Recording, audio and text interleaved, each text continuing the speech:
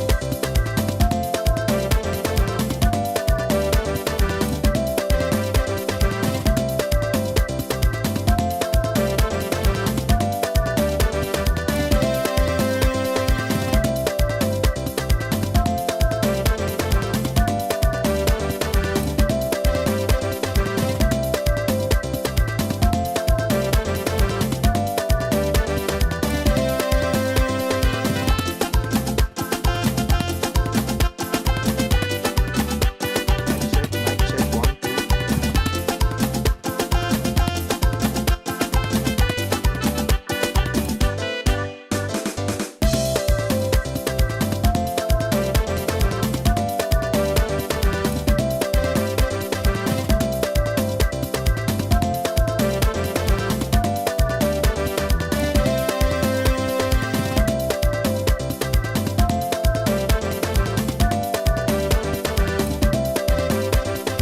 Sorry. The People's Campaign. And if you're not serious about change, I suggest you stay out of the way and give Cyril Uruwei Garcia. Make we give her this chance. We want this change, we need this change, we need that change right now. We need our country back from the PUP and the UDP. We need our country back. Things are getting harder and harder every day. We need our country back. Cyril Uruwei, feel a country play. We need our Dangriga back. Uruwei the fire. He's a proven leader. Uruwei the fire. A fearless advocate. Uruwei the fire. Son of soil from Dangriga.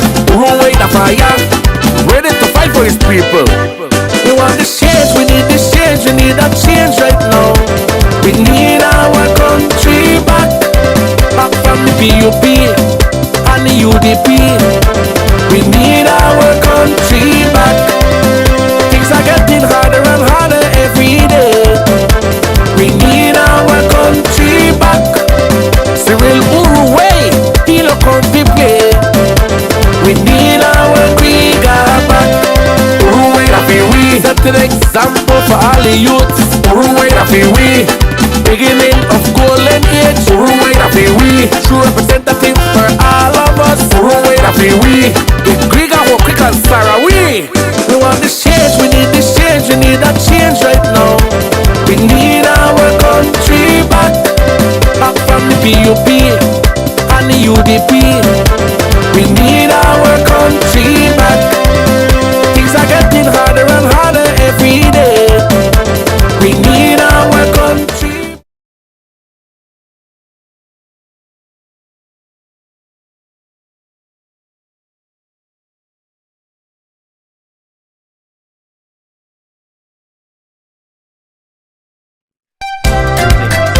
The People's Campaign. And if you're not serious about change, Greetings. Good night, everyone. Blessed evening to each and every one of you. Dangriga Mabuganeho. I greet you guys with love, with peace. Belize City, greetings. Those in the diaspora, thank you all for joining. Dangriga is at a state where We ask questions every day if we have the right era representative, if we have the right aspiring candidates for councillors, for mayor. For years, Dangriga residents have watched crime increase, opportunities disappear. And too many of our young people lose hope. Every election season, we hear promises, but nothing. Tonight, the conversation will be different. Joining me tonight on Dangriga Unmuted is a veteran public service or a servant, Mr. Philip C. Willoughby. He's a former 3-time Belize City Councillor, 4-time Belize City Councillor. Thank you for the correction, my brother. Former National Operations Manager of NEMO and former board director of both the Social Security Board and Belize Water Services. Drawing from decades of experience in local government, emergency management, and public administration, Mr. Willoughby will outline practical ideas that help shape policy in Belize City, and explain how similar approaches could be used to help transform Dangriga town. My brother, I have a list of qualifications here, but at the end of the day, we know how people mind change on election day. Right. Thank you for coming all the way from Belize City. Thank you for agreeing to show up on Dangriga Unmuted right here in our studios to sharpen each other. They say iron sharpen iron. You're a sharp man. I'm impressed with your resume, but I hope by the end of tonight, that impression will remain on me. Brothers and sisters, Griga, please help me welcome Mr. Philip Willoughby. Please introduce yourself Sereme. to our folks. Sereme. Buite Anugi. Beiti Gouyon. I said it correct. Say it again. Boiti Gouyon. Buite Gunya. All That's right. it. I got That's it. you. Buite Gunya. Yes, sir. Buenos noches. Good night. Good night. Dangriga, Prik Sarawi, surrounding villages. Look into the camera, right? Surrounding villages. Good night, Belize City. Good night to the entire country of Belize. Thank you, sir, for having me on set here this evening. Thank God for having me here, giving me the health and strength, the guidance I need. But first of all, let me start off by saying politics ain't no easy profession, it ain't no easy career, but we ask God for the wisdom like that of Solomon. We ask God for the patience of Daniel. We have to have patience and understanding like Job.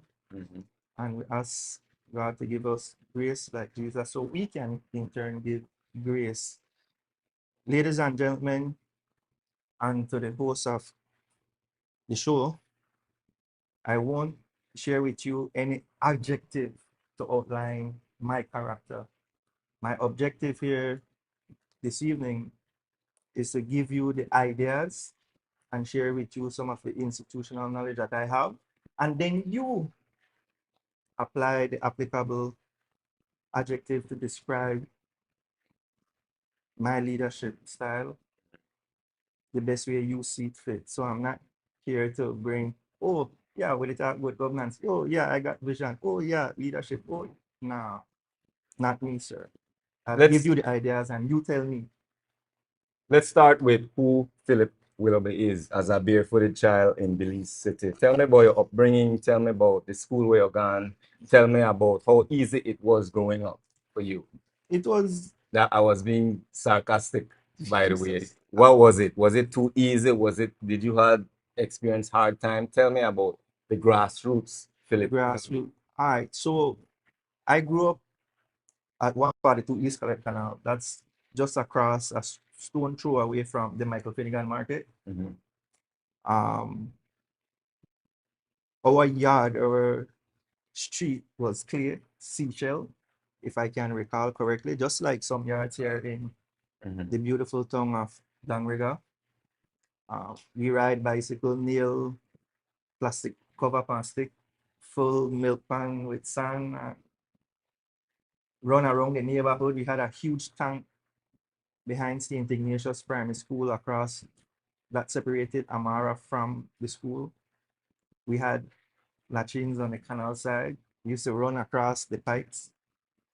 We were active in sports, basketball, baseball in the neighborhood. Sunday school every Sunday, Lee Martini, Lee TV, to catch your cartoons. But most importantly, the neighborhood, the community was close knit. Like if your parents send you to the shop, if you just slack up, they hang there, they play around, um, running off to do your own thing. The neighbors will say, hey, your must send you to the shop, I bet. No make I have to call your mom. So it took the whole community, the neighborhood to raise a child. I experienced that. And everybody knew everybody at that time, and you couldn't disrespect your elders. You couldn't backchat, couldn't upstart, couldn't be in conversation, don't walk past your parents, that type of thing. So my upbringing has given me the absolute and fullest humility in order for me to be humble as well. Manners and respect always to be given, and it will be and should be reciprocated. I went to preschool just a stone throw from where I live. Then I went over to Queen Square Anglican Primary School, did my 7 years. Then I went to Anglican Cathedral College. That's on Albert Regent Street. At the time, again, we used to use a lavender color necktie.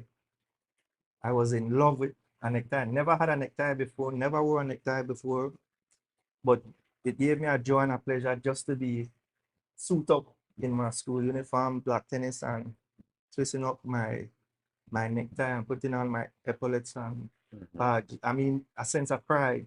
Your uniform clean. You're glad to go to school and sit in your classroom with your friends and be competitive in the classroom and outside the classroom as well. After that, I went to Belize Technical College, UB, Yale University, UWI, Wesley Junior College, and then MIU in the US. So that's somewhat of what the educational background looks like. My first job I got out of primary school, age of 13. I used to go to Amandala Press and we used to hustle newspaper and me and my friends.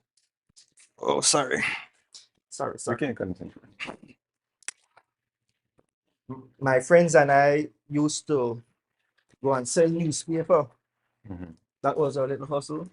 After that, so man, I need something more steady because newspaper only come out once a week. So I went down to Batty Bus Terminal, which was on the same canal side.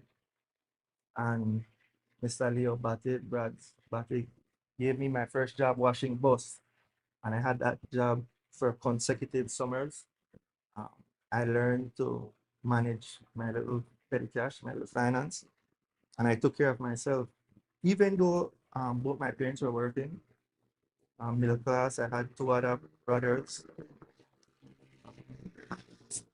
two step brothers, and also adopted brothers. So I did well, I believe, worked hard, play hard, enjoyed life, and I'm reaping the fruits of those labor invested in education.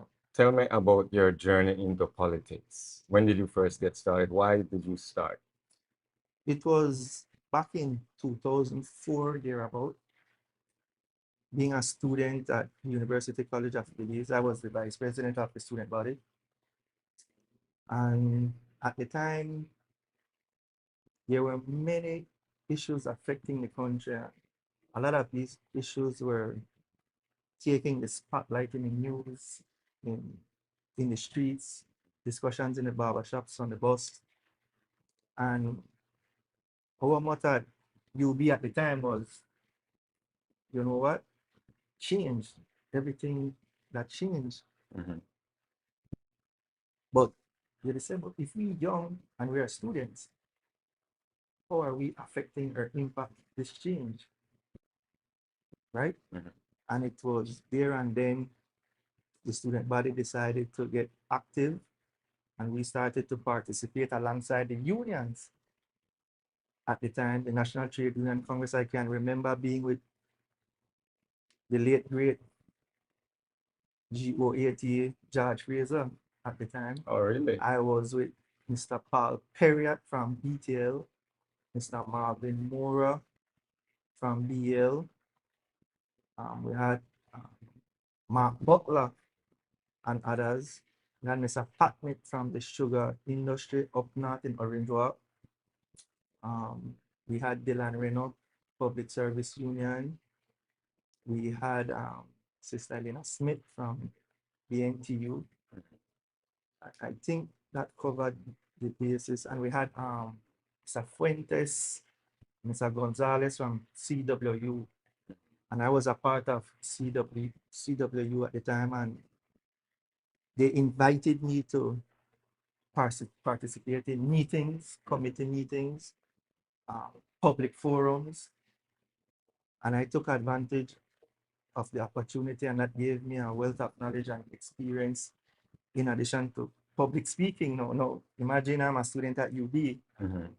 You do presentation, class presentation for your lecturer, be it online or physical in class. No, this is the first time, real time, I'm in Battlefield Park, and everybody is resign, be removed, what have you, to the Musa administration, and it was overwhelming, but a joyous feeling at the same time.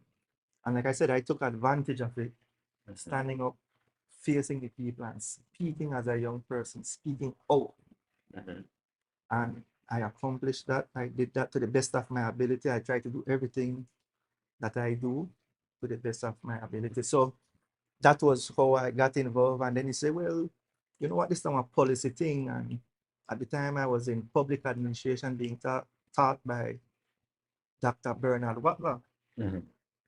Yeah, this now, young boy, I like school, educated, talented. I topped the public administration class at that time in Belize City, and I was chosen to go to Jamaica through Dr. Watler public administration class to participate in the first of its kind, the study of the Treaty of Chagaramas, which is now the famous CARICOM agreement. That was the origin, the Treaty of Chagaramas. So I went there with UWI University students from around the region, and all of us were at Knoxford Hotel, New Kingston, Jamaica, and studying the treaties, participating, and how Belize could get involved. And then when I came back, I had to report to the Ministry of Finance at the time, as well as the university. So I had to throw that in. That's quite an experience. Let's change gears a bit, my brother. The approach I have in mind for this interview is as such. It's almost a reverse approach, and I said that because of this. You will be going into a convention soon. I should be, yes. Yes. That is my hope. With the hope that you will be selected to run for mayor. Yes, sir. That is correct. Tell me about your opponents. Why are you here? Why are you putting your name in to vie for the mayorship? And how do you feel about your opponents? Okay, so not to call it name, it's out there in media land. For me, I believe I bring what I bring to the table. I bring seniority in local government because I did 4 terms, including in the government service. I have the experience and the institutional knowledge of running and being at City Hall. I understand the mechanics and the dynamics of how it works versus the other 2 candidates. I have, again, you listen to the educational background that I now have and I'm pursuing. So I believe, not to toot my own horn, but I'm well decorated in that regard. But it's not about the qualification. It's not about, let's say, the seniority. It's not about, let's say, the experience. It's the modern and the modernization of a 21st century education Mhm. and the knowledge that I continued to attain along with world and life experience, the travels that I've had in Asia, the US, that I again expanded my vision, my mind, the maturity and growth. So bringing all of that together, being under the leadership of Darrell Bradley. Zenaida Moya was the first female mayor that I would serve with, then Mayor Bradley. It was unfortunate that we lost the 2018 election, but those things happen. It gives you a break to reflect, regroup, Mhm. improve, and then come back. So whether it's within the UDP or the PUP, I believe that I have the wherewithal to lead the city once given the opportunity by the delegates of my party, the representative, the caretakers, and the other committees that makes up the party. I believe that I have the wherewithal to pick up the mantle and lead at this time. Now, just to categorize, let's talk about the convention that you're hoping to win. You will be vying against, give us the name of the individuals, and then we're going to talk about the difference between the individuals running in the PUP camp, right? And moving far as we discuss that, just setting the temperature a bit, I also want to pick your brain, right? Just keep listening at the back of your brain. If you are made a mayor, how you may handle the situation between Eliud and Pollard. Let's keep that in at the back of your head for now, Okay. right? So let's start with the convention. Tell me about your opponents in the convention, and then we'll talk about if you win the convention, your opponents Well, within the for this municipal election. if the party allows me to go to the convention, again, I go up against two formidable candidates Mhm. in their respective rights. I have no animosity or grudge against any candidate. It is our democratic right to aspire for greatness and aspire for leadership, but ultimately, the people would have the ability to decide. Mhm. So I repeat, I make my appeal to the delegates, the representatives, the caretakers, to consider my application and let democracy prevail. Give each of us a fair shot to do the Are you saying you're not certain whether or not your application has been I accepted? did apply, I got a response. The response and the guy Martinez asked the question when he put In up the the vote. yes, Yes, and I won't shy away. that's his question I was actually looking for. Right. So I can tell you, listen, I'm a man, you're a man. Mhm. I can't be looking in the rear view mirror if it is my intention to proceed forward. Mhm. The picture in the rear view mirror becomes small, and that shouldn't be renting space in my head. One, look, Jesus Christ will never have no sin get crucified and then condemn him. I don't expect nothing less, and I don't decide that Jesus by any stretch of the imagination, but not everybody are like you. Not everybody will agree with you. Mm. So for those who disagree with me and those who would criticize, then fine, fair. But to have asked that question at that time, then the country they go through a crisis right now, from one Very crisis to the true. next. Very And then true. you want to ask one question about a man and a leader. No, I find that so obtuse. But nonetheless, he asked the question. I have no gripes against Mr. Barrow. Look, he had to do what he had to do. He's a leader. He acted. That materialized. Allow me pass for a bit. I think we're kind of jump into different topics, and I want to keep people. On a set Yeah. Let's focus on first. You're not certain whether or not you're running for. No, I applied. Like I said, I You're applied. not certain. They I haven't applied responded and if they you got responded. accepted or not. Yes, and I'm in the pro. Well, Is it it is not my intention to not to run, but Mhm. I am hoping that like, let's look at the situation in Senate now. So there was a position, and it's in the news. Ms. Fernandez said, applied to run as a councillor candidate. Her application was accepted, but she was to go to a convention. It's in the news again, like I said. She said, well, man, if I get a convention, I don't want to. And she spoke, the party listened, the party heard, the party listened, they took action, and she will be endorsed. Similar to a situation here in your hometown of Dangriga. Same thing. So these things do happen. So just in plain terms, what we're talking about without being specific, we had a situation here in Dangriga where Stephen Lowry applied. He apparently got denied his application. Fast forward a couple days later, yada, yada, yada, and he ended up, they reconsidered, and then he is now in the race. Are you saying that that's a similar situation to what's happening to you? I wouldn't want to say that because I haven't, to this point, spoken to my party leaders directly. So I won't be able to comment. I can comment after a conversation is had, when the party makes its final and ultimate decision.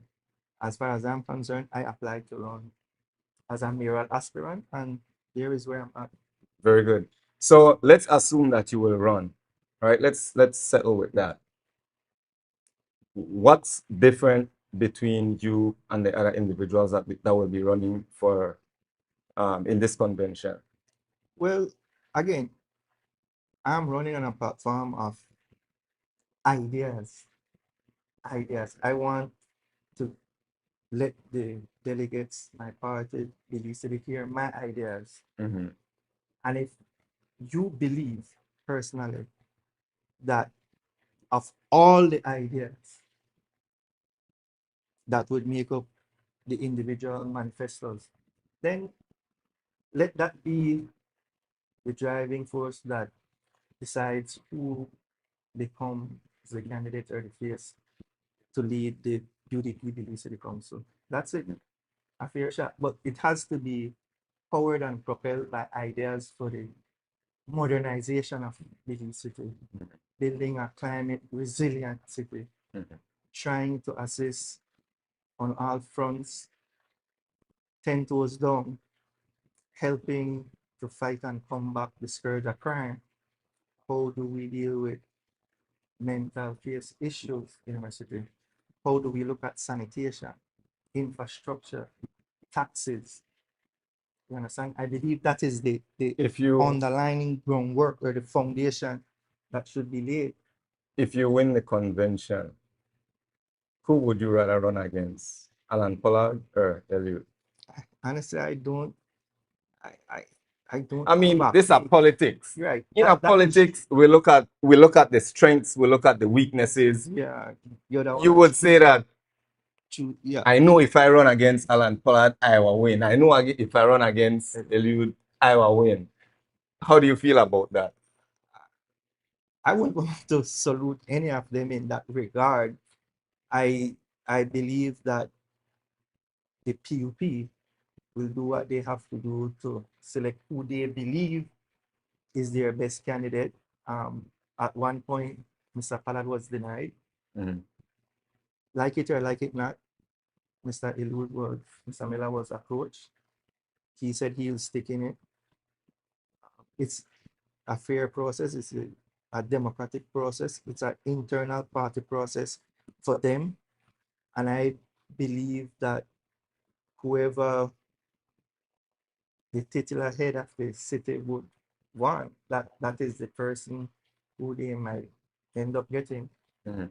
I believe they're divided between even the councillor candidates in the council.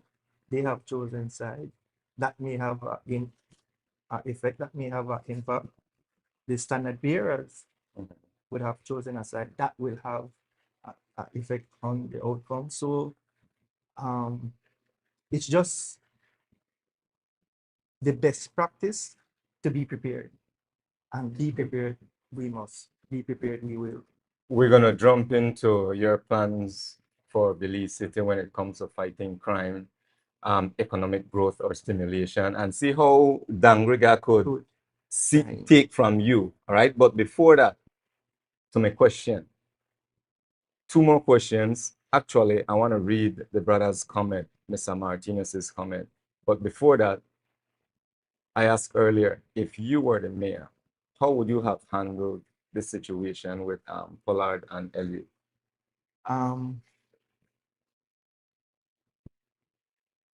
I wouldn't look. It's offensive when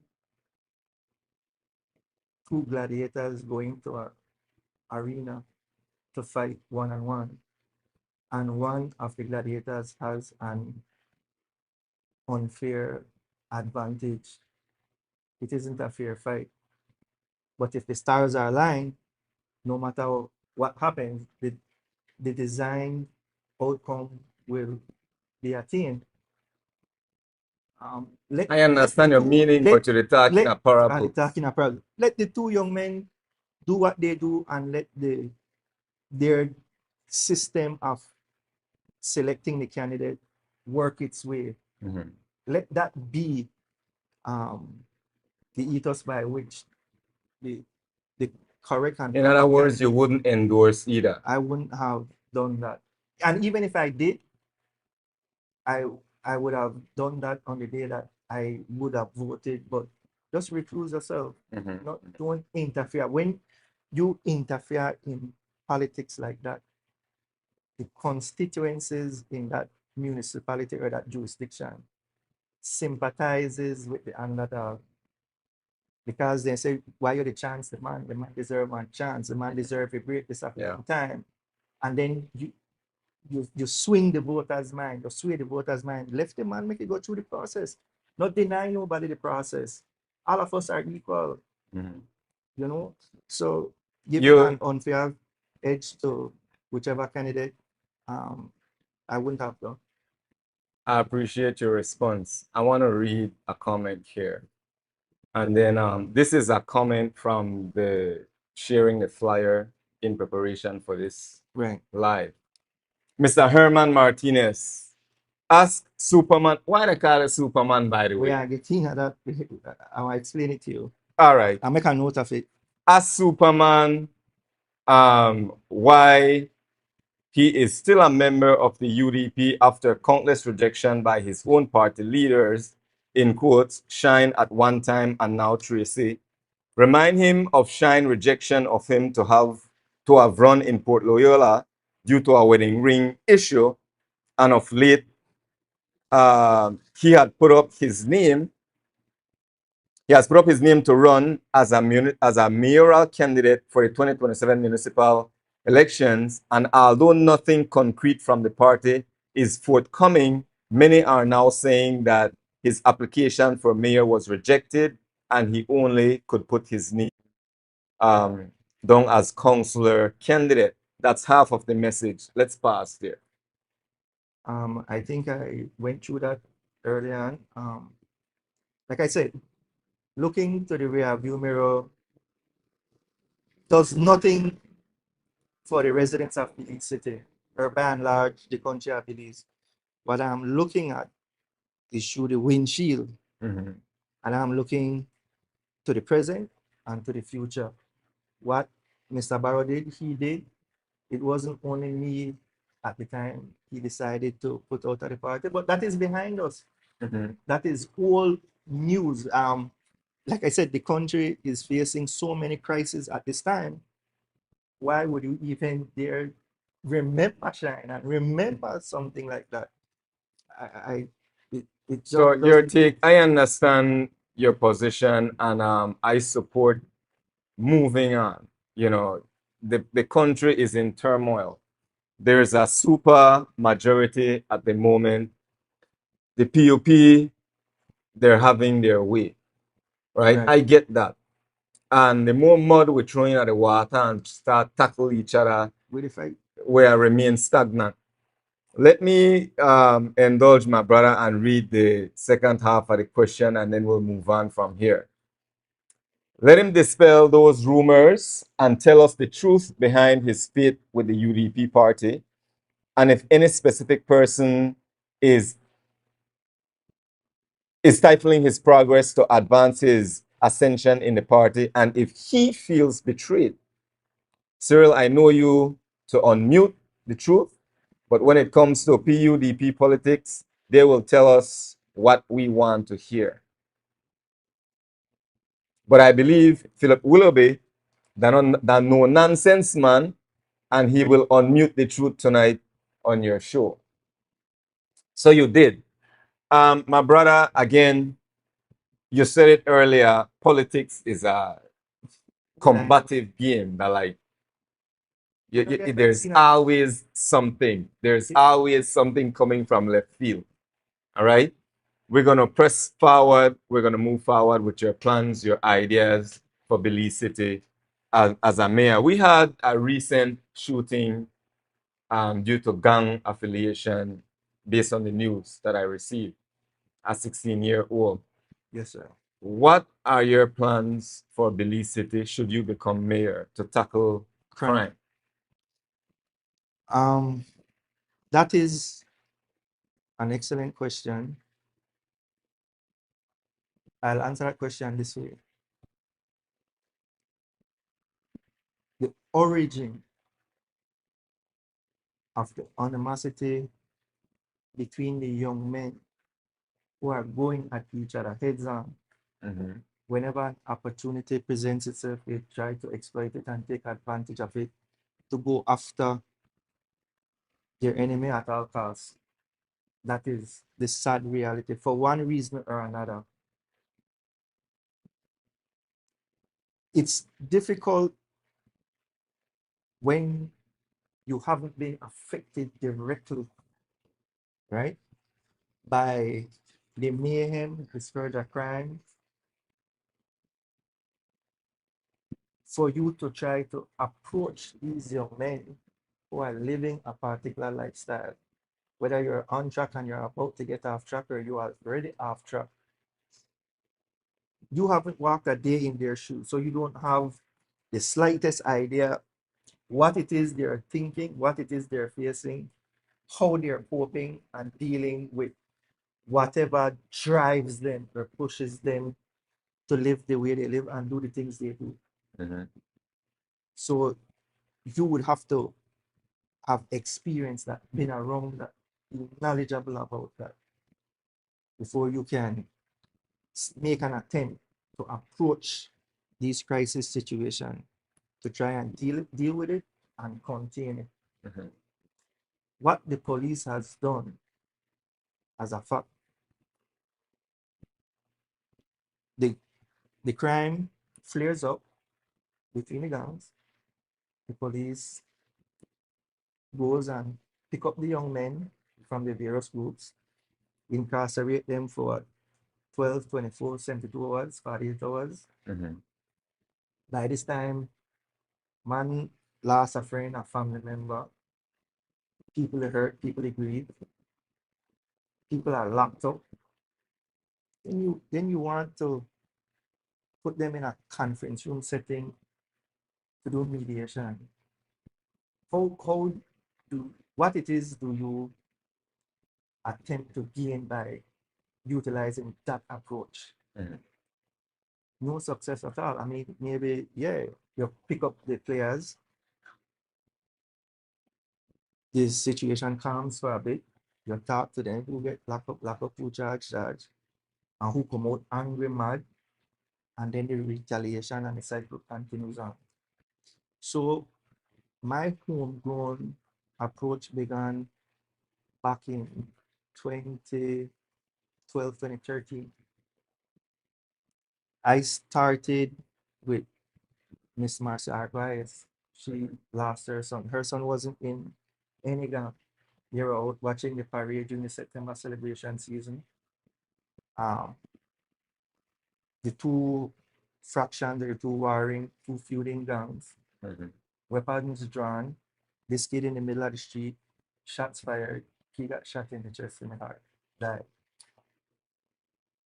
She felt a pain that either side cannot begin to contemplate. The state cannot contemplate. Either side cannot bring back her child, her young child. The state cannot give back or bring back her young child. So she has to walk and bear this pain from the time of the incident. And as time progresses, the pain and the wound deepens and it opens and it hurts. And it hurts bad. And then you go in that depression and anxiety and you're angry. So what I did, I brought her into the office one day and we started speaking. I feel your pain, you feel my pain, this is not my experience, this is your experience. And the snowball effect started and began happening.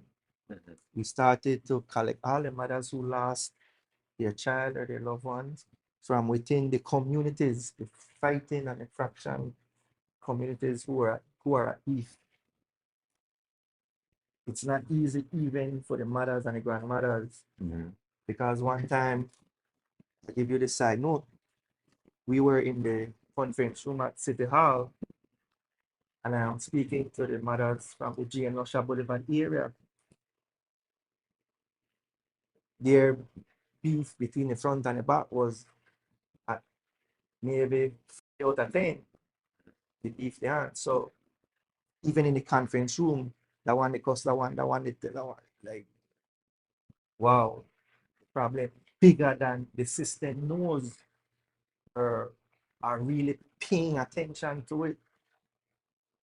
And over time, we healed, we worked at it, and we came to a common understanding. Regardless of who do what, how it happened, over what, they bring back nobody. But the outcome is you never want to lose your child. You never want to lose your child. Nobody else has to lose a child if it is that we want to put an end to it.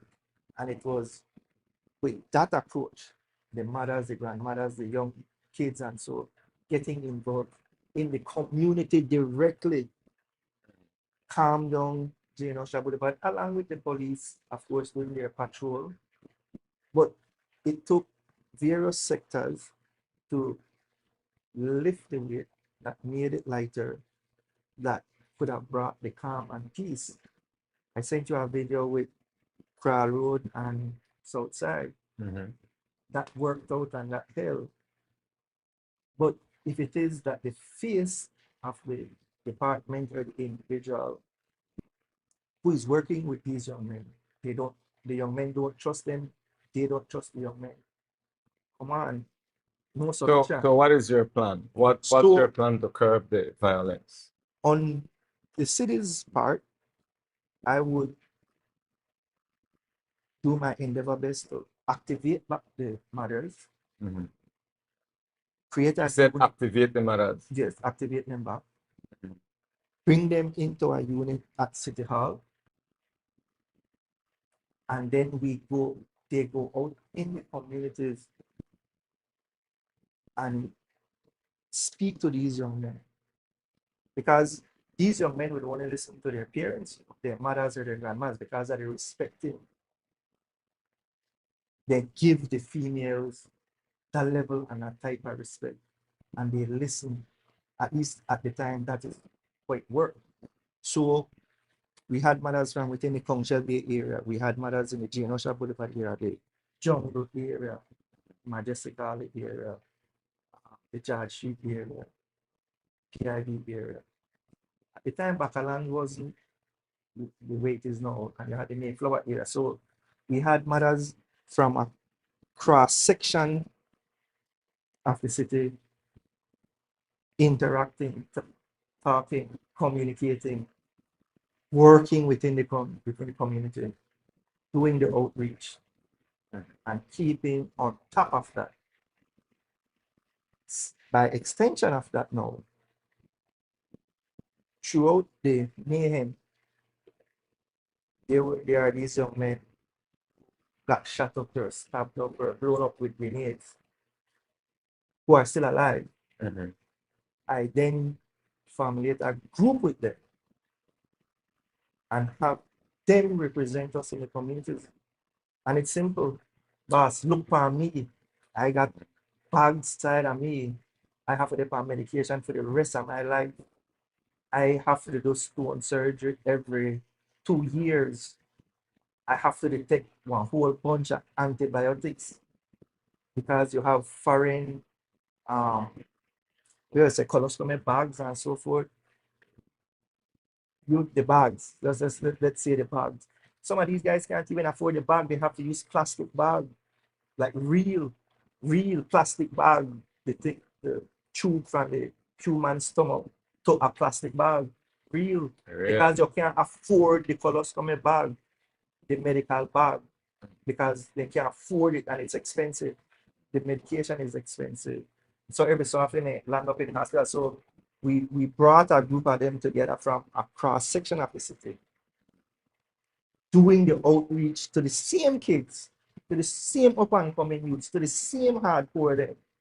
Bro, that either jail, the cemetery, or you end up like this in a wheelchair or on a stick, and what you could do for yourself, and who are they for you? Nobody. So you bring the reality home to them in the streets.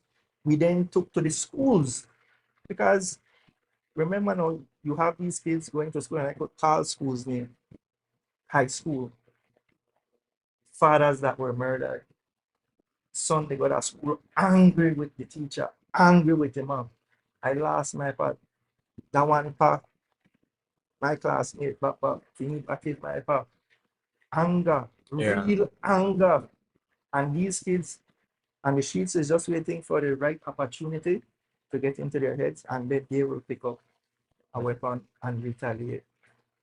So again, what we did, the outreach went to the schools, it went to the communities. Thirdly, not limited to that, we had to find ways to support them individually because then we see the need. And if it is just them, What's the population of Belize City? I would say need upwards of maybe just under or a little bit over 100,000 thereabouts. Okay. That's my estimation. We have a fraction of Belize City. We have about 15,000 here in Dangriga. That's just a fraction. So, in your opinion, I know you're not a Dangrigana, so to speak. Yeah. You know, this is not your stamping ground. You've traveled, you've been around, you're living at the city, your sittings. Right. For a town like Dangriga, how do you see we could kind of change the trajectory, the direction in which we are going, especially for our youths in crime? I would say to mitigate that, try the same approach with the mothers. Start with the mothers. The mothers has to heal first.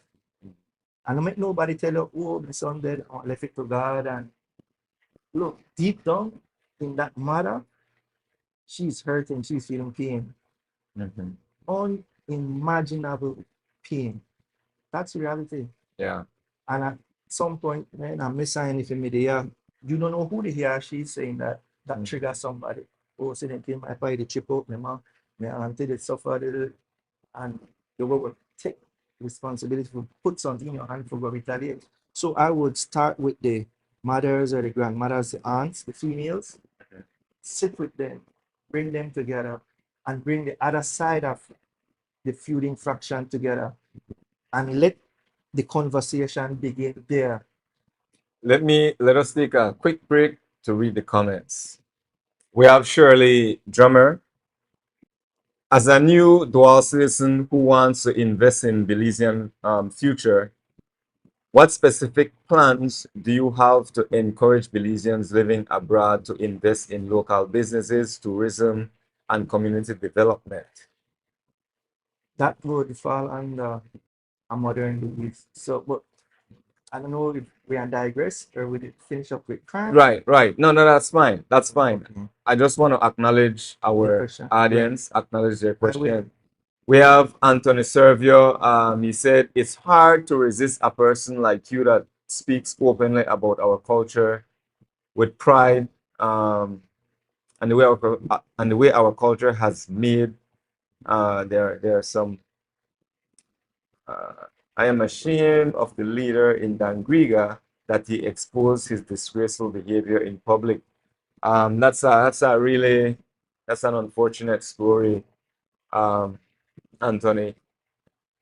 What measurable goals would you set during your first 2 years in office to so residents can hold the council accountable for reducing crime and creating jobs? Okay, so granted that we're speaking on the matter of crime Mm-hmm.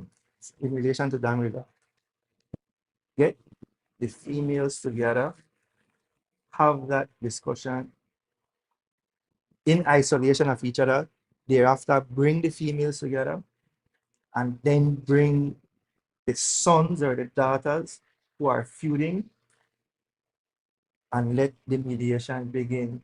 But the face of the mediation has to be someone with the utmost integrity and passion and love for people. You have to have compassion. It can't be politics as usual, and you can't manipulate the situation to see where and get out of it. No, this has to come from somewhere deep within that you really mean what you want to do, and you want to have that change and make that impact be felt across the community. And you won't leave these people on the wayside once the crime subsides. So again, I would bring the mothers together, then the children or the sons and so forth, and work towards a long-lasting peace.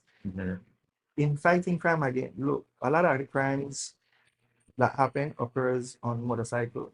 For Belize City, I'm saying let's code a jacket and the helmet that once you see these, if you see the young men without a helmet or a jacket, look, call the police, call the authorities. And you know why you want to call? Because you don't know the next bullet that leaves the chamber of that weapon, if it will be your son or your daughter or yourself or a family member. So it's all of us who has to get involved or have to get involved. So label the helmet, label a jacket. You must wear it once you're riding a cycle. That's that. That's really good. I just want to take the time out to expound on that because that is crucial. Folks, friends, family. So I just want to piggyback off of what the brother is saying. All right. For the motorcycle drivers, delivery guys, this is a topic that came up a week ago with a brother too, talking about how these guys commit murder. Right. Let these drivers, motorcycle drivers, wear a jacket. I pretty much echo what you're saying. The highlighted ones. Yes, sir. And behind it, have a code, just like a driver's license or a license plate. Right. That's a wonderful idea. I don't know. Helmet. Yeah, who come up with that idea? Are you? We are getting to how. Remember, you and I are well traveled. I take it. And like I said, I traveled the US, Asia, Central America. And in from our studies that I've done and in the class that I've been with, we've discussed these things. We've discussed these ideas. I believe El Salvador and Honduras recently did it, instituted it. From again, just students from around the world talking in a classroom. That was a part of that. Whether if they had it in mind to do or not, but a class of people promulgated it. How hard or easy is it to do to accomplish all of this? What would it take for a population of 15,000 and a population of what is in Belize City, 100,000? To enact this, does it goes on the driver, right? They have to be the one to pay for it. So it's just a matter of implementing making it legal or illegal. Legislation, you could pass one SI, a statutory instrument, or you could pass a law. It becomes a part of the municipality bylaws. and it is enforced right there and then. And it could be a part Who has of, the authority to do that? it would then be the municipality and the police department, So the mayor and the police. central government. But remember, the central government is the only legal authorized body Mhm. by virtue of our constitution to pass a bill through the House of Representatives. So it would have to use that vehicle for it to be passed into law. Gotcha. Well, we got to champion this, folks. But we have to stimulate that You know from where the municipality. you know where I noticed, Philip? You see how I put on a red shirt Yes, sir. and then he put on a yellow shirt so to represent the Your culture. Dangriga culture, Yes, sir. but I'm ready to try represent you in a I'm teasing. Excellent. But this is good, man. This is good. And I hope that this is something we could rally for and hopefully implement. Mr. Mayor, I hope that you're listening or someone within your council is listening. Let's see how we could implement this. Those drivers who commit violent acts, the getaway mode of transportation is usually motorcycle. And not only that, they have other things. For example, rest in peace, Steve Lewis. This brother went in the direction of Pomona, and that was it. Yeah, That was that's it. on the news. We start our search. Unfortunately, it may too late. But if he had on a coded vest and a helmet, it would have automatically made a connection Mhm. in relation. Yes. It may make it easier, the investigation, the trail. Right. Right? Man, Yeah. let's rally for this. I hope somebody is listening at who works at the town council or a councillor. I hope you listen. And even for those of you vying for the councillor position, vying for mayor position here in Dangriga, this is something good for us to implement. Give me a next tip. This one was good. Let's look at the resources of the government and let's look at the ordinary guy in the streets. Top heavy government, CEO, head of department, vehicle allowance, vehicle, perks, salary, well-to-do, flush job, education can't stop or done, I hope. Or else that would be an oxymoron. But what does a guy on the street have that makes him so attractive to the youths wanting to be on the street side, or the females wanting to be in that circle or that environment? And these people here within the national security apparatus, in the prime minister's office, all over, everything they have at their disposal. They get up and they go to work 8 to 5, travel the world, conference, this, that. But they cannot solve this problem of crime. And what makes this young man who doesn't have all these resources so attractive to the young man? So one day after UDP press conference, he said, you know what? Like I activate back what I started several years ago. I am making a comeback. I will become active like one back home now in politics.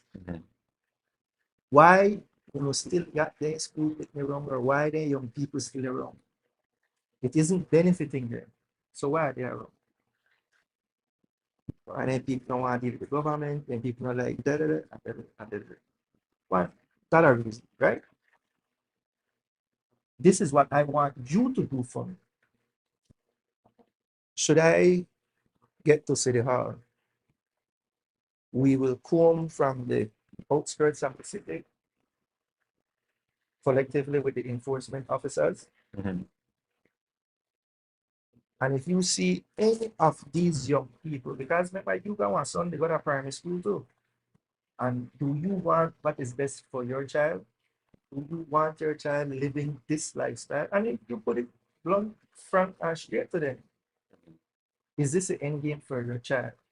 Do you want this for a child? No, I want my child to get education. That's the only way out. So here what we do.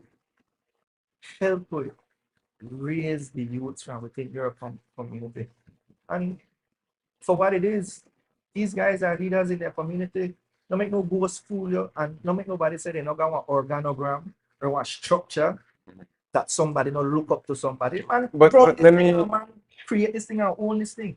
So, So- yeah, so with all due respect to the street and respect to my office, I am counting on you. And the only thing one man have that work, and you give me a promise. I want to do my endeavor best, and I will do my endeavor best to find the resources to help and support these young people, because you want to make a change and you want to be that father figure in your own child's life. Help me ensure these kids don't hang out on the street side and they are going to school. And then you call the police department, and then you get in the human services person, and then you look at what is going on in the home and why they aren't going to school. And if it's school is the problem, like the last semester was about school administration and teaching techniques. Do you know in South Korea, Japan, Norway, Sweden, Finland, their educational curriculum isn't like you're going 8:30 or from out 3 or 4 or 2:30. The learning experience is completely different. But look at the level of education these countries have. They're first world countries, well developed countries, but we can employ the same educational curriculum that these countries are lecturing through. We can do the same if it is working here. So where are our leaders in this instance to bring that type of curriculum to the young man who can't, for whatever reason, can't sit in a classroom for that long or that period of time? They have to be diagnosed. So they need medical attention. They need Now- treatment. And then the system of teaching them has to change. Yes, sir. I want to rewind a bit. You talk about getting the parents together, right? Right. Get the parents together. It's true that naturally we gravitate toward the parents. We respect mom Yeah. or mommy. Nobody for disrespect, mommy. However, in a Garifuna, we say hamuga. Hamuga, meaning, yeah, that's how it's supposed to. That's how it should be, or should have, or could be. Hamuga, that's how it could be, but that's not how it is. I mean, these kids nowadays, they don't listen to nobody. They get so cool that they are not listening to their parents. So I like the idea, but it's not settling with me. Just because the era where I see teenagers back chat, how you always say back chat to their parents. Walk away. I could have never sucked my teeth in my presence. I could have never. You're right. You're right. I could have never done that. Now that today in our household family, come on, that just mother and daughter, whatever. Daughter they call mother girl, daughter they call father boy. This is real. So we are at a point in our nation, the way we live among each other, where the culture is it's dilapidating, it's breaking apart. That culture of respect, The family the family structure structure, has eroded yes, it's to a eroding. point of maybe hopelessness, maybe no return. But you can't burn down the forest. I think that poverty of Philip. That we could want to try talk to them parents Yes, all the time, but that if it poverty. is poverty that is the underlining factor here, and if it is that the leaders aren't addressing poverty in a way and fashion it should be addressed, then the condition will only fester, and it will become the breeding ground for fostering the expansion of that behavior and that quality of human being that is existing. So it is incumbent on myself to say, care what, and I'm just saying, in the Belize City instance, you would have seen a man who got respect in the streets for whatever reason. But it's all about how you carry yourself, the respect you give, and these young men will look up to a father figure because that is what is maybe missing. A mother figure. That is what is maybe missing. But we have to put that back in the home. Only the parent can do that because the child can't lead the parent. Where we went wrong, with all honesty, was when the UN changed the discipline methodology that was being employed in schools at the time, and they took a teacher spanking a child because there's no measurement um, by virtue of how harsh a student should be punished or with their spank for maybe more than one reason. But we took that out of the educational system. When I used to misbehave, I don't want to get no spanking with no ruler, shash card, or swing machine card at school. But that made me a better individual, a better person. So there's no room for discipline. And then you say, well, we know the discipline at this young age, yeah, go sit down in the corner, um, go home on detention. And then that becomes the mode of discipline show that individual life. And a young person, again, he is just not bad by origin. Again, a lot of these kids have to be psychologically analyzed. They need to see a doctor. That's true. For internal reason, or whatever the trauma is that is triggering that outward behavior from a child.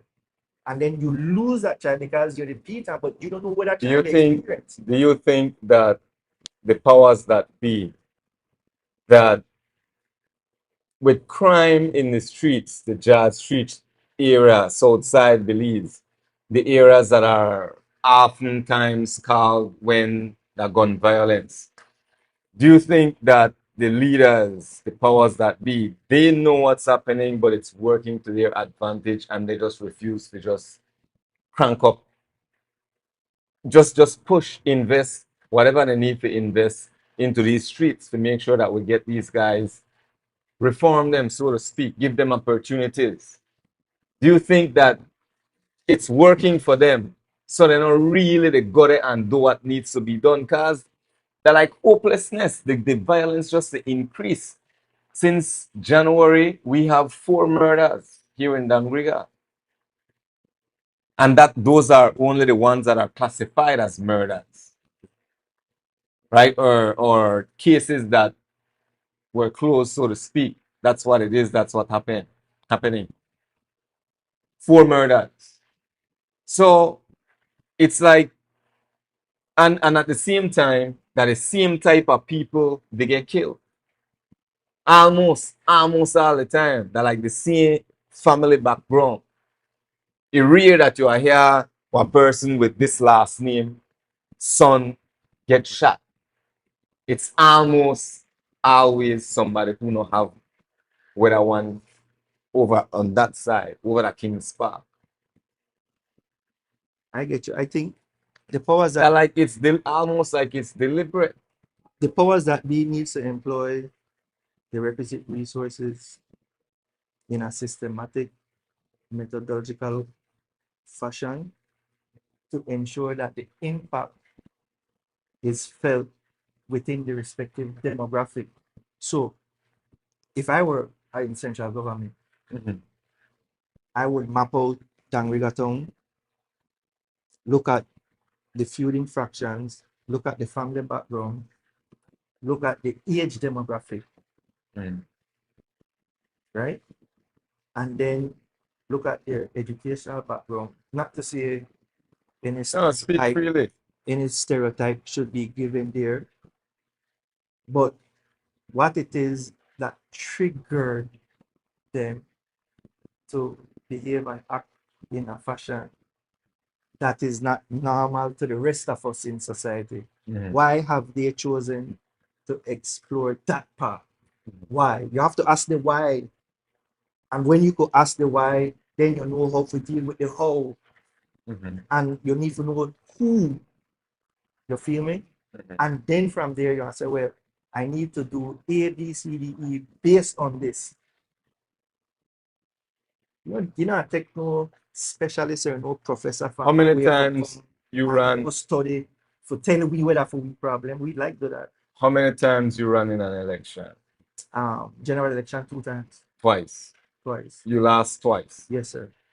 and now you're trying again. No, this is for the municipal. For the municipal, Right. those are for general. I lost. Now the you municipal. keep going. This is going to be your first municipal run No, for mayor. for mayor, yes. That's okay. Good No, sorry. This is my second aspiring. for mayor. Yes. Now, so 2 general, 2 mayor, Right. right? And you've never won, Not yet. No, not yet. and you keep going. Right. What is it that keeps Philip Willoughby going? A passion driven by purpose. A purpose driven by passion. Look, I have compassion for people. Right? I love service to people. I know I can do good by people. The reason and the reality why I lost, the conditions were never in my favor. Would you have placed your name on a ballot in the last general election for UDP? Tell the truth. And I want your audience and your viewers to reflect on that. Drink that, eat that, digest that, and understand this. It wasn't an easy decision to say going up against all the odds, a feuding party, a split party, who want who, this leader, that leader. The conditions were never fair, it was never right. But I did it because So I stood by my party. would you say you were a sacrificial lamb? More like suicide, if you want to say suicide. Because if I know I didn't make one sacrifice, why do it like that if I know I want to lose? But And you know you would have lost. right. And you had to step up. And So why you take one still bit. do it? And you know you may lose. Because the simple answer to that is my genuineness. For the my name of love the UDP, would you say? for the people. Look, one of the photographs I sent to you, right? When the Majestic Olive Fire transpired, right? Honorable Said Musa, Right Honorable Said Musa was the representative. I mean, I could have sidestepped him. I could have done what I needed to do for the people of Majestic Olive that were burnt out. But out of respect for his office, I crossed party lines and I called him. Say, Mr. Musa, this is what we want to do. This is how we want to do it. And this is the timeline by which we are implemented. Correct? Call it a mobile And it was mediation. through A meeting with council 2 and my good members officer, of rival anyone, neighboring gangs, a Supal great Street teacher, and Southside. Colonel Shelton before. You know, like the master chess player, you know, the grandmaster in a chess, he was my teacher and professor where emergency management was concerned whilst at NEMO. He taught me, he brought me up through the ranks. I learned from him. And I had to work across the aisle with the opposition. So it's not just about, oh, that UDP and not only UDP and we only have fight. Nah, election day. We want to do the campaign, we win our ads, but after that, people will say. Here's what I'm seeing, right? When I do the math, just as an individual standing on the outside, Yes, sir. and I'm looking at Belize City. You look at Corozal. Let's kind of hop around the different districts, right? Corozal, you have Rigo. Thea probably have her favorite where she try set up, right? A hot mess. It is a mess. When Rigo could have just run again, in my opinion, he's doing a good job. In my opinion. Now, we got a San Ignacio. We have a situation happening in San Ignacio again, right? You already know, or you're not certain at this point, whether or not you will run in a convention. That's uncertain. Taking a look at Alan Pollard, take a look at Eliud. People are saying, oh, these brothers, they look young, they're promising. With all that I just said, people are watching, right? We have to find the balance between the ones that watch the news, the ones when they read, and then we have to find the balance with the grassroots. We're just the bits and pieces when they were here and there. With everything that's going on, this is your moment to tell not only Dangriga, so Dangriga could be introduced to a version of Philip Willoughby, but to your constituency, for them to believe that you could indeed be the man where I clean up Belize City, where I make Belize City better, and you're more qualified. So, what is it? Why you should get this chance to run in the convention, and why they should vote for Philip Willoughby, Okay, the so mayor of Belize City? as I said, it's about the ideas, principles, philosophies. First off, if I were to attain the office at City Hall, which is the office of the mayor, UNCAP has to be brought into effect. That's my mantra. But Top tier. does the mayor have that type Top of tier. Top tier. I authority? I would, if I have to, first course of action, it's a prime minister, pass the municipal UNCAP laws or bylaws for the municipal But does the government. mayor have any type of influence though? to Yes, get the that? mayor's the mayor and also likewise the mayor's association would have that type of impact to say to the prime minister, in light of all that is happening Mhm, with corruption in the government ministries at this time, mhm, I'm saying, Mr. Prime Minister, give way laws with teeth mhm. that we can have govern over the municipalities or the municipal governments. Give us that. Why wouldn't you, as a prime minister, pass a piece of legislation like that for us? Especially given the special set of circumstances that the country is facing at this time. Why wouldn't you want to do that?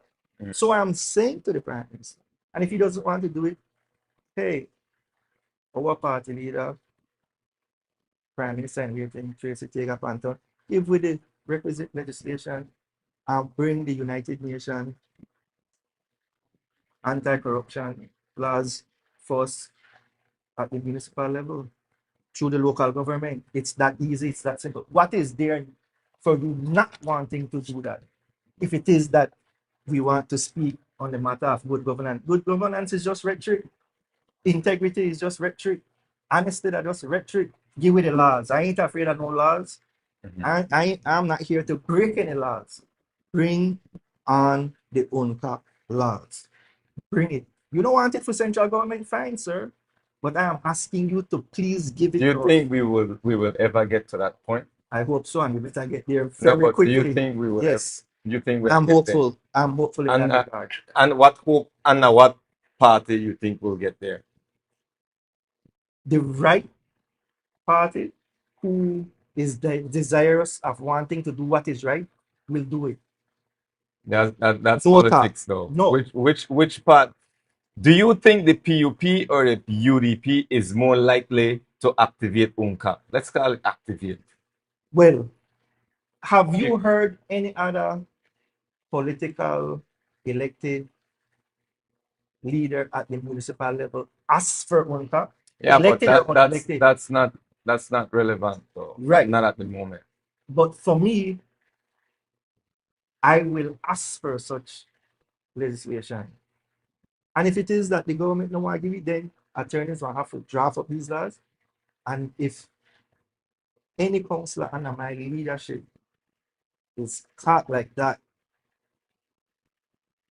yeah, get the Donald Trump finger, you're fired, sir. I mean, I can't recall you, but if it is this level of governance is what is desirous of us, and we want to lead by example, then what should we be afraid of? I could look you straight in the eye without blink.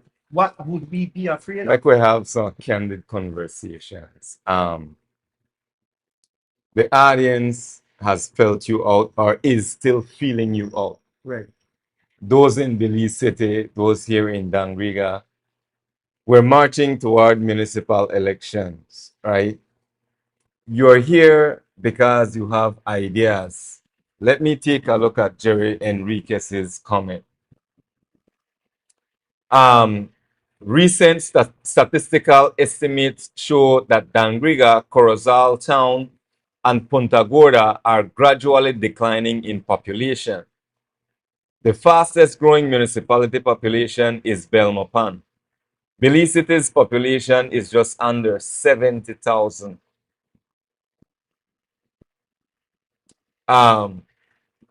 Another observation that this is Herman, that I just saw tonight, another media house, Love FM, has just reported that Ms. Fernandez will go uncontested, and the proposed date for the SISC, that's San Ignacio Santa Elena Town UDP convention, have a proposed date August 2nd, and this will be a closed convention.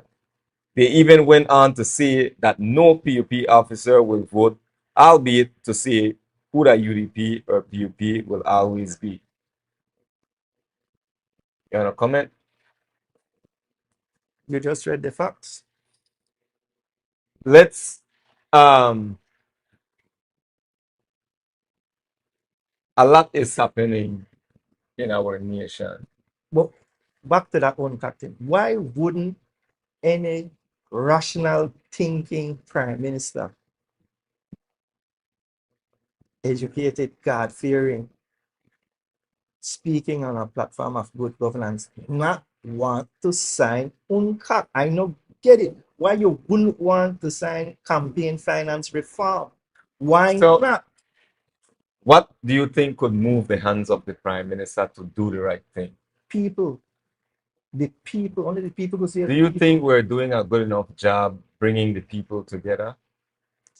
We will see if the leader of the opposition and party leader for party the UDP will have success come this Friday, and I hope the weather is good for people power to be demonstrated. And I'm speaking on from all aspects of the society, NGOs, civil society, students, everybody. You need to come out and let your voices be heard. This is the first of, I hope, many demonstrations that is yet to come, where you can demonstrate your unhappy candor with the way the government is acting and behaving. And I would dare say, within that forum, I will be holding a placard championing, bringing into effect the UNCAP laws. And I hope that the nation would follow that lead. Philip, BNTU March, PSU March, the UDP March, and nothing happened. Government not afraid for you. Nothing happened. We just wear out with foot soles, the shoe soles. Nothing happened. What makes you think That can happen. that this Friday? It might. And you know, listen, I'm somewhat playing devil's advocate. I want to tease you right now. Because I want to say that I intend to go. I agree with you. We all should. I will be there. Friday is a demonstration in Belize City. We need to take a stand.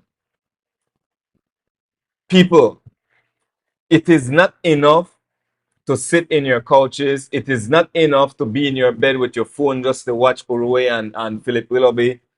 And you agree and the nod and the nod. If you are here in Dangriga and you are dissatisfied with what your or how your era representative has been performing, if you are in Stann Creek West and you are dissatisfied with how your era representative has been performing, even your mayor, you need to be in Belize City on Friday for this demonstration. I don't support UDP. I don't support PUP. I support Belize. I support Dangriga. I think Tracy, the honorable party leader, is fighting. She's doing a good job, in my opinion. Now is not the time for make with it nitpick on each other. We have the PUP in government, a super majority. They do a whole lot of craziness, a whole lot of corruption. And we need people power to bring them to their knees. Now is the time we can't they accept these type of things right in front of our faces. Look at this mirror scandal. Almost $10 million. Is that where it's at? $9 million. I don't know if Jules put out any new figures. Well, I don't know if climbing, it's come out I'm of climbing. Yeah. Right. It's somewhere around over $9 million. Right. Right? Man, that's enough. Enough is enough. But I agree. Activate UNCA. Again, I like at times be devil's advocate, but do we think we could bring the people out there to say that enough is enough? All right. So let this be your teaser. The PUP held a forum down here this weekend. Russell Chiste. Russell Chiste Auditorium. What do you think of the presentation and the speeches that were given at their convention? Is that a rhetorical question? Or you That's ask me not. directly? I ask you if you want to just hold your head and scream. I wonder if you want I straight. But I actually want it anyway. But did you hear what they say when we lose election that we lose because that we the fool?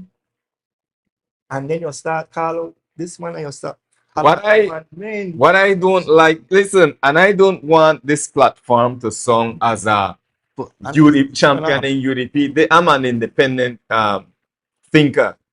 I listen to most of the speeches.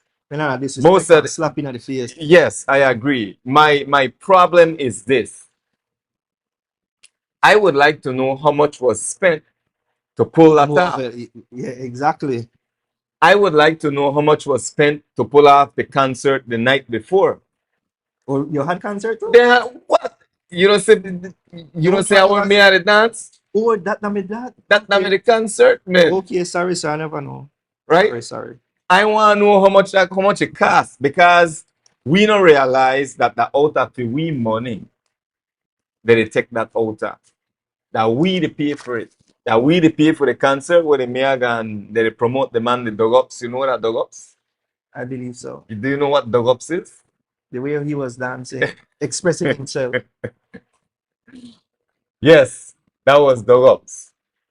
Right? Yeah. But we're not pressed on that right now. You're right. I was quite irritated listening to the different speakers, ministers speaking.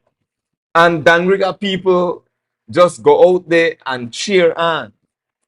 Nah, man, we don't know sheep no more. We don't know what elephant. We gotta do better than that. We gotta do better than that. Absolutely. So we could talk till our nose get blue, my brother. I just feel like there is a missing link. I could see the party leader is trying. Of course. She has my support. As long as she stays steady and faithful to the people of Belize, I will keep fighting. I will keep pressing. I will keep promoting what it is that needs to be promoted to make this administration, this POP administration, do better. Held accountable. Yeah, to be held accountable. But I feel like there is a missing link everywhere. The silence is deafening. For real. We have people in a position leadership. We're just to keep quiet. Nobody want to hold anybody accountable. I see the talk about the situation and I want to hammer on it. I just saw this thing with Mira, all the corruption, all the millions of dollars were gone, right? And when we get the opportunity to speak on it, we could just talk about adjusting 10,000 to fire watcher Crazy, crazy, crazy. and just dismissing the fact. And again, you see why before the Prime Minister considers looking at the procurement, the centralization of the procurement methodology that he wants to employ. But all you need to do is legislate the own cap. That's all you need to do, Mr. Prime Minister. Legislate that. But and what I deep don't finances. what I don't understand though, Philip, look at Jerry Enriquez, right? And I will never get tired of talking about. Yeah, that's a good guy. Swell guy. Look at Jerry. How long Jerry did fight For this redistricting. for this redistricting, And- even under the UDP. Even that the UDP Yeah, had the because opportunity. we could have done, yes. The UDP could have done it too. But nobody want to do it. Well, we have to take accountable.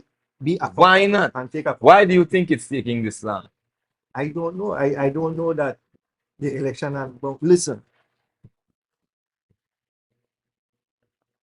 The Election and Boundaries Commission just needs to set the range and the limits. So let's say you set the boundaries, and let's say you want to say person per constituency should total no more than 8 to 10,000. Mm-hmm. Because spouses want to get billion constituency, families want to move in, families want to migrate. You could change your address if you wish or not. Mm-hmm. But let's say it's 8 to 10,000. Thing done, set the boundaries, get the numbers, do the redistricting without the gerrymandering, but that will occur. It sounds so simple. It sounds so simple, so why not do it? For so many years, why nobody? Why? I don't know. I mean, Belize City good, only good that Belize City in most of the constituencies. Say that. I wouldn't say that. I would dare say that the community vote that a representative gets has different tiers. If you are a minister of government, a senior minister of government, just a ERF, the figure changes, it fluctuates based on the size of the constituency and if you're a full minister of state. Okay. So the resources you get is determinant on the size of your constituency. And if you see what the community vote is per month and you divide the amount of registered elected voters or the total number within your constituency, what is the figure you get? You get pennies. True. Right. So but that don't mean that we know that everybody not just forget 10 cents, right, 50 cents. It don't so it work. You have so many people in the constituency when you're in a bada. Farm. Say it. What it is. Exactly. That's what it is. And everybody not equal. But that is the formula you would look at. I hope that the redistricting materializes, and I hope that within that you will get true representation that the constituency can realize its potential and its benefits from its representative, whether you're a PUP. Do you have any opinion on what I'm not sure Miss Bella Sabane said at that event? Do you have what's your opinion? I don't want to be unkind to her, but it's an oxymoron to say you're learned, you're educated, you use your platform to promulgate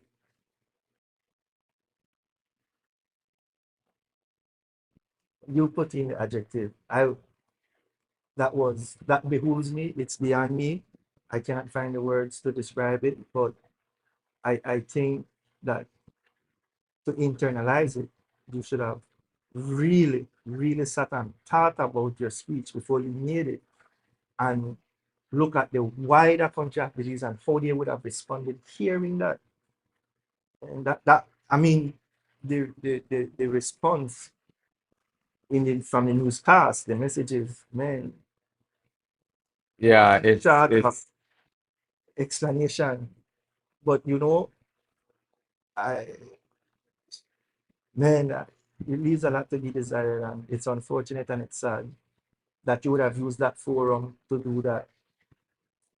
You know what I've been observing. You watch the news and take for example, right? When Mira started going into hot water, so to speak, Yes, the Prime Minister said that it was Mira's decision to go on leave. This is a paid leave, correct? Is it safe to assume this is a paid leave? well, the FinSec would have to answer that. I don't know. Let's assume it's a These paid leave. forums, I mean, the bigger repercussions that can come from it saying what we don't have the facts for, but let's say he is and let's say he's not. So, okay, my point is this. So the Prime Minister said that Mira has to go on Update leave. to go on leave, similar to Update to Mr. go. Marin, Similar to Mr. Murray. similar to Mr. Marin. Also, similar to the commissioner when the Yes. Bodna issue happened. Right, right. It seems like the Prime Minister not have things under control where he could say, I will put you on leave or you need to chill for a while, that the minister have to come. There is no, what I am seeing, is that the way it ought to happen, that they get to choose, you know what, put me on leave right now because I think that the best thing. They always come with this, I want to take myself out of it, to give it what fear, make the other thing be Yeah. fear. I get that. But I think that that should be the leader of the party to say that you're going to go and leave. Not only that, but if you are, if it seems that those accusations could be credible, which in that how it look, you get to be the one to say, put me on leave. What? So after 3 months' time, right? My point is this. After 3 months' time, after 90 days, you come back. What's the likelihood of the audit coming up that, oh, you messed up? What happened? I They think can't go to jail. I believe you need to reflect on Colonel Hyde's speech. I think he said a lot if you look into what he was saying, not just listen, but looking into what he's saying. The PUP is hurting, they're falling apart, they're in crisis. What part of Colonel Hyde's speech are When you referencing? that we lose and that we mess up. And right now, Uno boy, they mess up. I'm a young one time. Uno can't make that kind of mistake there. You listen keenly and intently to Colonel Hyde's speech. He literally lectured those guys, never come off with cuss me out or curse me out like that directly, but he put them on the spot. He put them on the spot. And he played politics with it. And he told the people we still better than, man, like I said, I'm a sad state of affairs. But Yeah, and the thing is, like that. But one step further, Mr. The company, one of the company name is Kukulchan.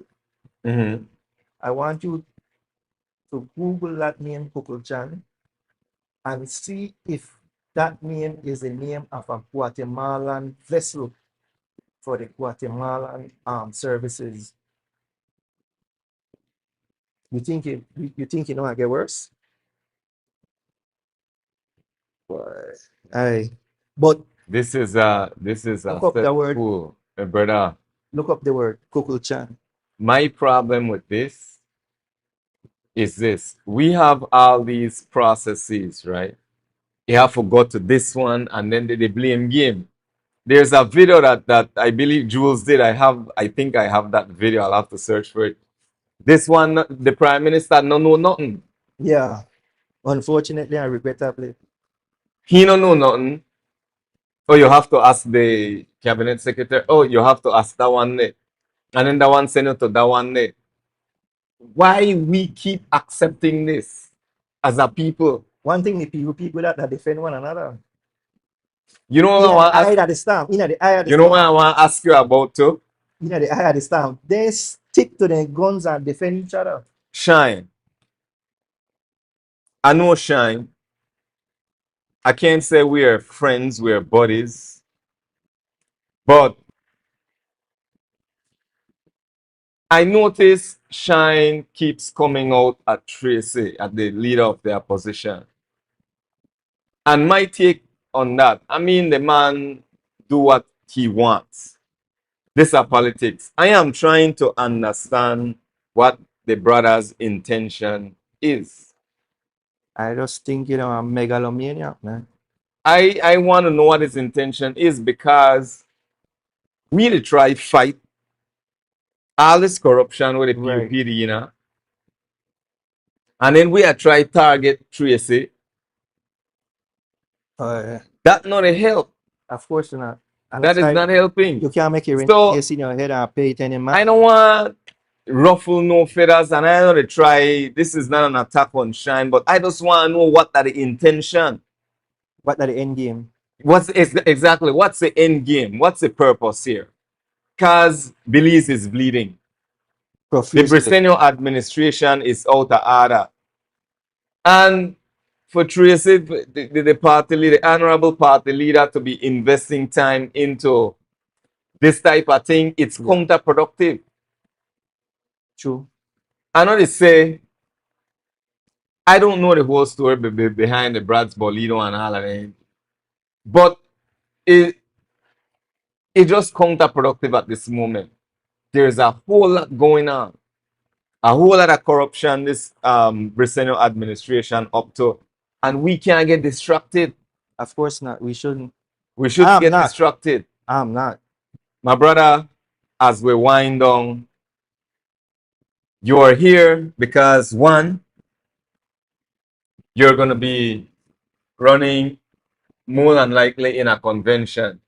Right. With the hope to go to municipal elections to vie for the mayor, the seat of the mayor. You have plans to change the way things are going in Belize City when it comes to violence and crime. and crime. I think we need to add to that.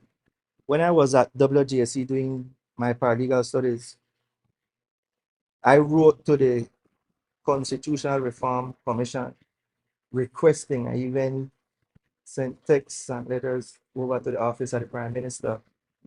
I spoke with my lecturers. Why can't we make the sex offenders registry public? Well, the government is looking to move in that direction, but again, our municipalities have an obligation to make the sex offenders registry public, and we should house an app or on the website so that the residents of Belize City knows who these perpetrators are. And if you go to the court, I mean, you could keep up, a system of bill. I think that's because that's public knowledge. And know what you need. Because it did in the news, somebody get charged for rape, you get time. Just put a bill on a database or use the same thing. Put that up on the city website that we have these people on there. No disrespect and they are reform, but man, when you hurt young children, when you hurt kids or you rape people without consent, that is a crime against humanity. I totally agree. Should be made public.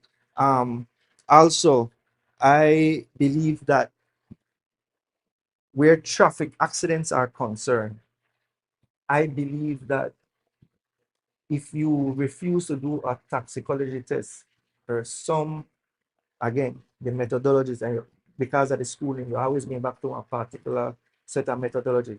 If you don't comply with the police department or the traffic department or the Ministry of Transport by not wanting to do that, and I'll put you in my shoe and I'll put I in your shoe and you in mine.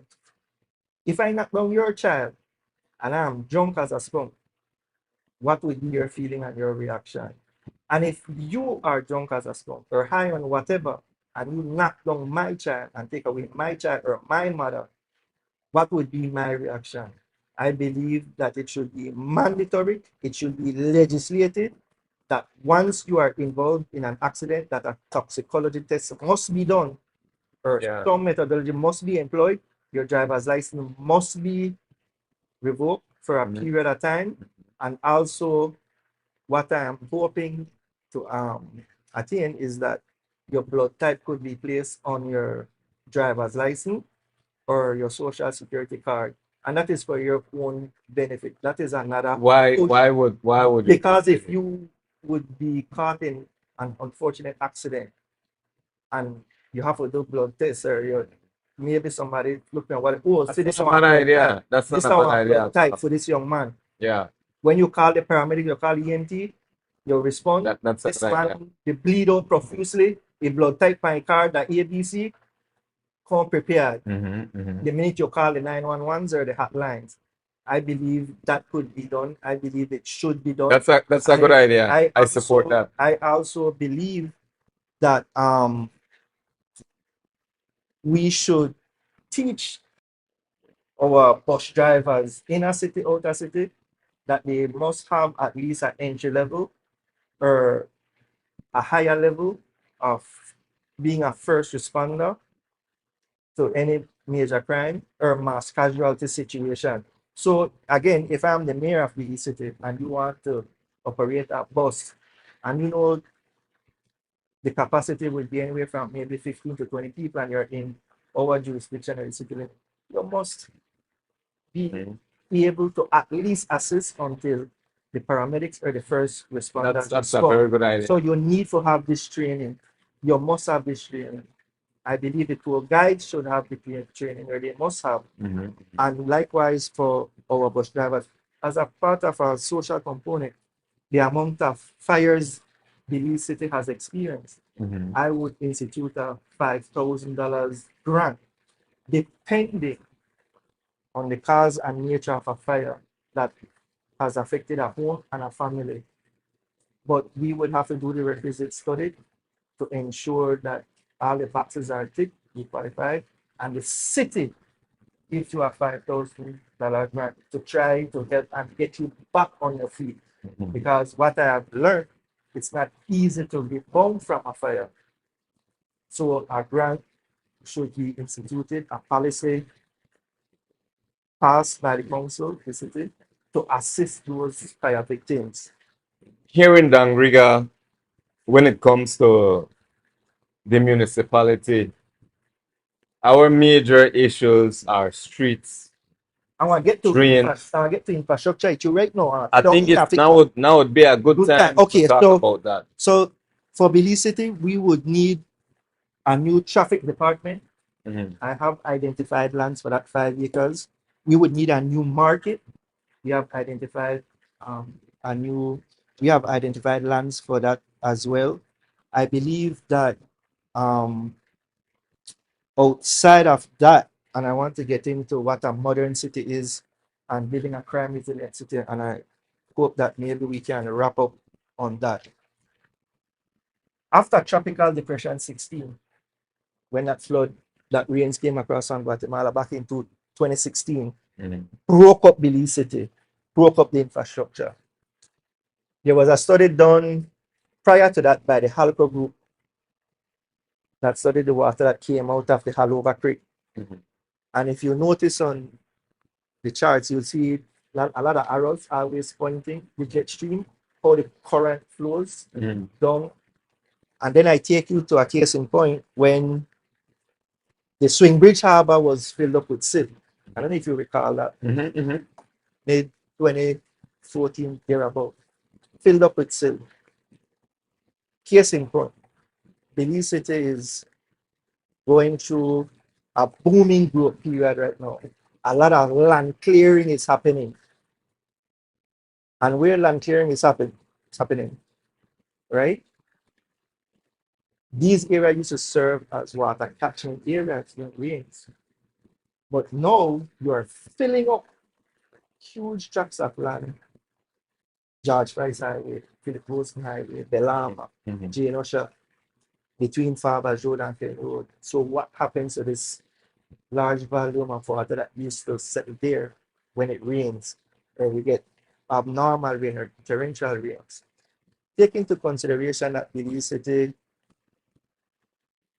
is proceeding with the effect through the EIA granted to the Port Belize or Ashcraft Group of companies to build a low berth facility, whether it is for bulk storage or for tourism ships to come up to our coastline.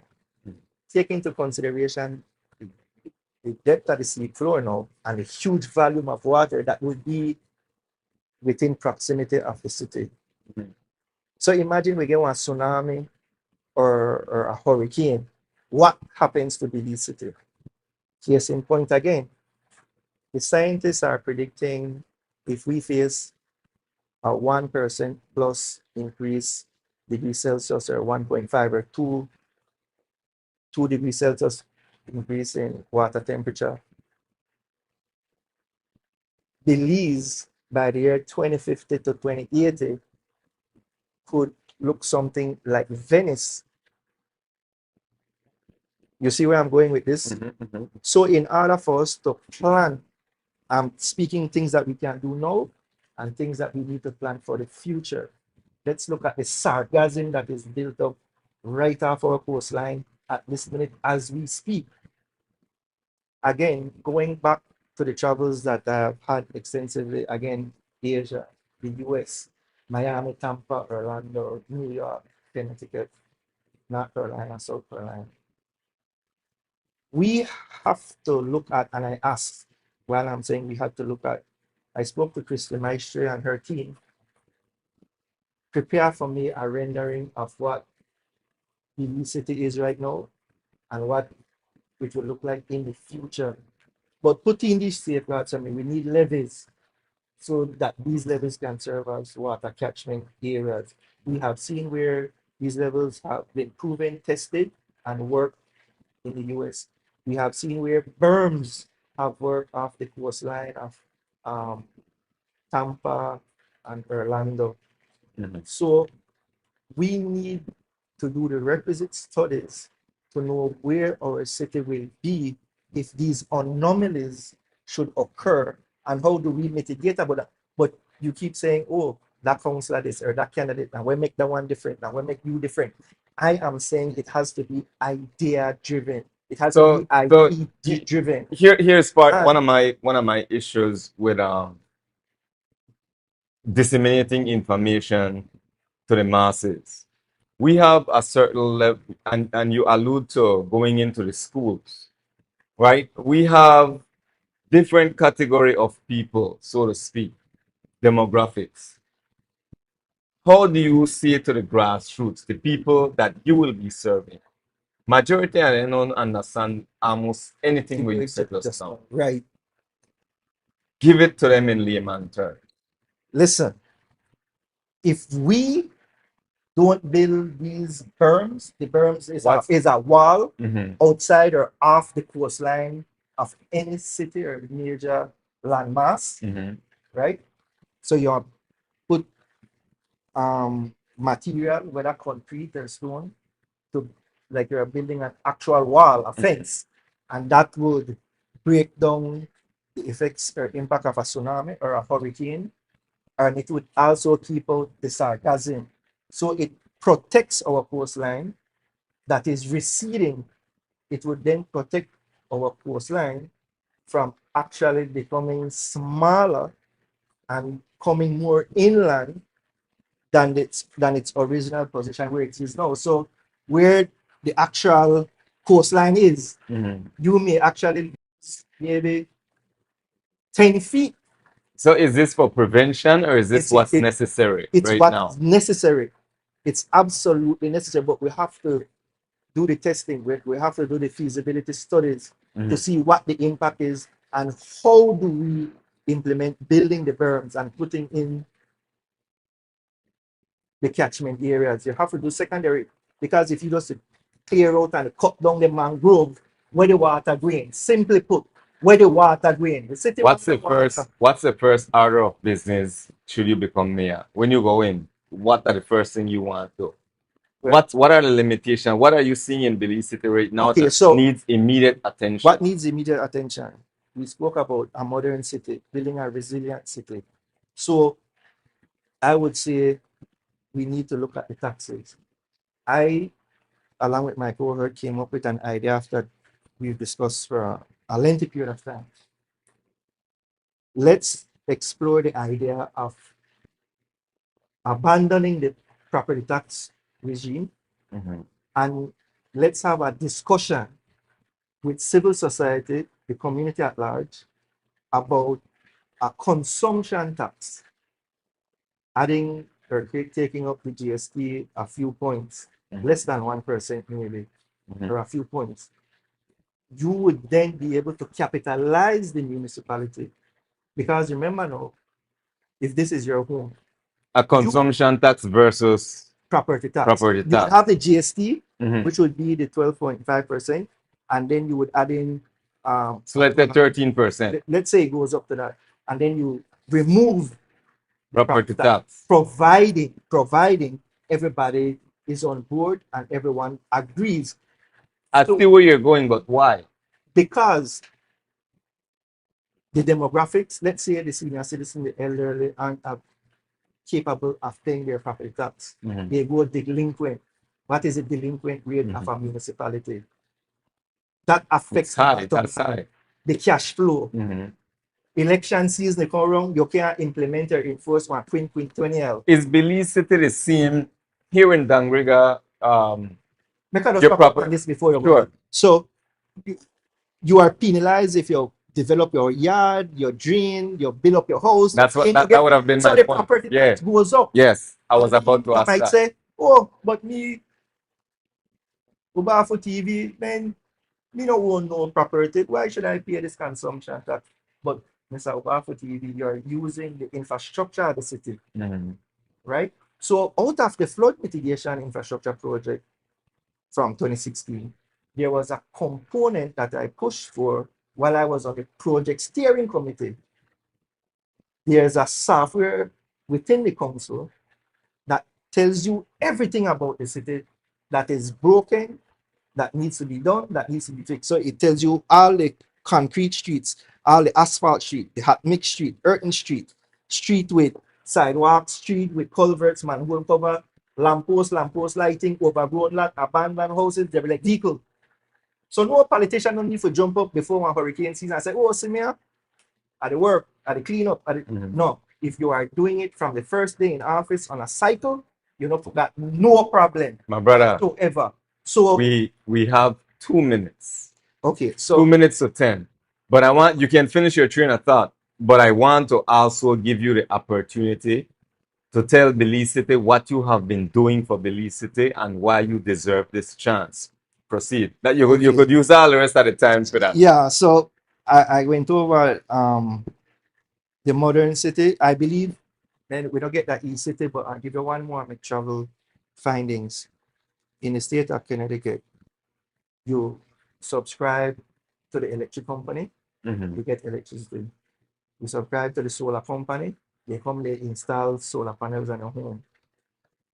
After that is installed on your home, you get your electric bill where you use for the month, you send back your credits from the solar panel into the grid, and then that offset your electricity bill.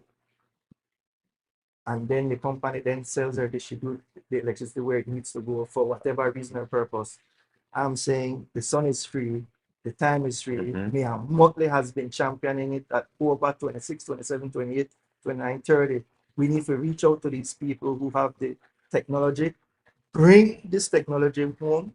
Let Belize City be the pilot project, no disrespect to Dangriga, and let's roll with this thing. Give us that, and then have BL buy back the electricity, and then send the electricity to Mexico or Guatemala, who is deprived or lacked of the capacity to provide their people when in low period. So this is what I have seen. And I can tell you this: if the Egyptians could build pyramids, the Mayas could build ruins, Great Wall of China could be built, why can't these things that I am stating here cannot be done? But we have to have the political will, the astuteness, and the drive to do it. And if you thief the money, you can't work the money. But if you work the money, you can't thief. Give me I will give you an extra minute or two. Jerry Enriquez, considering the potential impact of climate change on Belize City, as Mr. Willoughby mentioned, how does he view the impact of constructing the port there? Yeah, that's a very good question. Where millions of cubic feet of seafloor sand will be dredged. That is what I'm telling you. If the sea floor to make you know what type of ships they are planning to bring right off the coast of Belize? You know how big those ships are? Like the height of You the know, Empire State Building. And if a hurricane or tsunami come, what will become of Belize City? We have become like Venice. I know the you barrier just said that. little. I know the You barrier see, chicken little. so But I'm saying here's the we thing, must right? be able to mitigate against this thing. We need the berm. We need these huge reservoirs. What about this? What about this? This is really good, and I thank you for all this information because it's quite stimulating, and it gets our people to ask questions and to pick your brain. Right. But because based on what Jerry said, millions of dollars, it was announced a couple months ago, will be pumped into the port in Belize City, right? Why they never invest here at Commerce Bite, Dangriga? As I can't talk with them people, but it begs to ask the question, right? Like we did talk about this long time. Commerce Bite is more suitable. Would you agree with that? We agree with that. Yes, sir. Commerce Bite is more suitable for a deep water port. They don't have to spend millions of dollars for the dredge. We have that ready right here, so that Dangriga. But yet still, I believe it was $80 million they were setting aside to invest in the port. Please don't quote me, but I go based off of memory here. $80 million to pump into the port in Belize City, while we have one natural deep water port here in Dangriga, Commerce, Right? and they just ignore it. That's not political football that is kicked around to intrigue voters. We are looking into it. We are bringing it. I don't know. UDP could have do it. PUP no want to do it. Why? I have So no Dangriga should always get the bitter end of the stick. The South should always get the bitter. I know that I know you in charge right here, right? But I know you are an intelligent man. You have your ears in so many discussions, right? You're knowledgeable. You've been around. Right. You've seen things. Like that one no-brainer. Jerry Enriquez had a comparison. And like, man, even Stevie Wonder could see that it makes sense. They build the port that Belize the Yara Dangriga, but still they want to spend millions of dollars every year or so often. Well, but remember, you had the port situation with the Finstein group. Then the legislation came. Then he took the property around that. Our leaders allowed that. Then you had the gig group up at behind Hatterville there, another port. Then the Ashcraft group wanted to the port off the coast of Belize, immediately at the port of Belize. And then you have the Dangriga port. The Albo money, the Albo who get the bigger slice of the pie. Big Creek, I mean Blue Creek. Yeah, it's the Allah who could get a bigger slice of the pie. Like when Dangriga, I glad you're coming out, Philip, because you know how this thing works, right? And oftentimes we feel a certain kind of way. We know what happened to a neighbor or the other group over the side there. So, but because they're not we to feel it directly, we don't need to talk about that right now. You know, we need to focus on this year. So we need a national plan for the country and people of Belize. We need a national plan. And I think a referendum ought to be had so that collectively we follow this national plan for development, for the betterment of the people and country of Belize. We have to do that. And let that be the mantra for any political party that forms any future government. So I will take into consideration what is needed in terms of developing a real and true port for the country of Belize. It is 10:05. I'm going to read through some comments and then I will give you the opportunity to close off. Right, sir. Maybe for another minute. Ras Lemont, they need to upgrade the Belize City port because they are losing money to other more modern ports. We have Culture Jam. Love the idea of a man-made reef. Dean Flores. The Prime Minister said he is going to investigate the Honorable John Saliva from 2025 about corruption. I believe it might have. Okay. That's a foolishness, by the way. When his That's a foolishness. ministers are stealing millions in 2026. So hypocritical of a leader. That a foolishness meaning what? Because you familiar with the young man by the name of Bankman, right?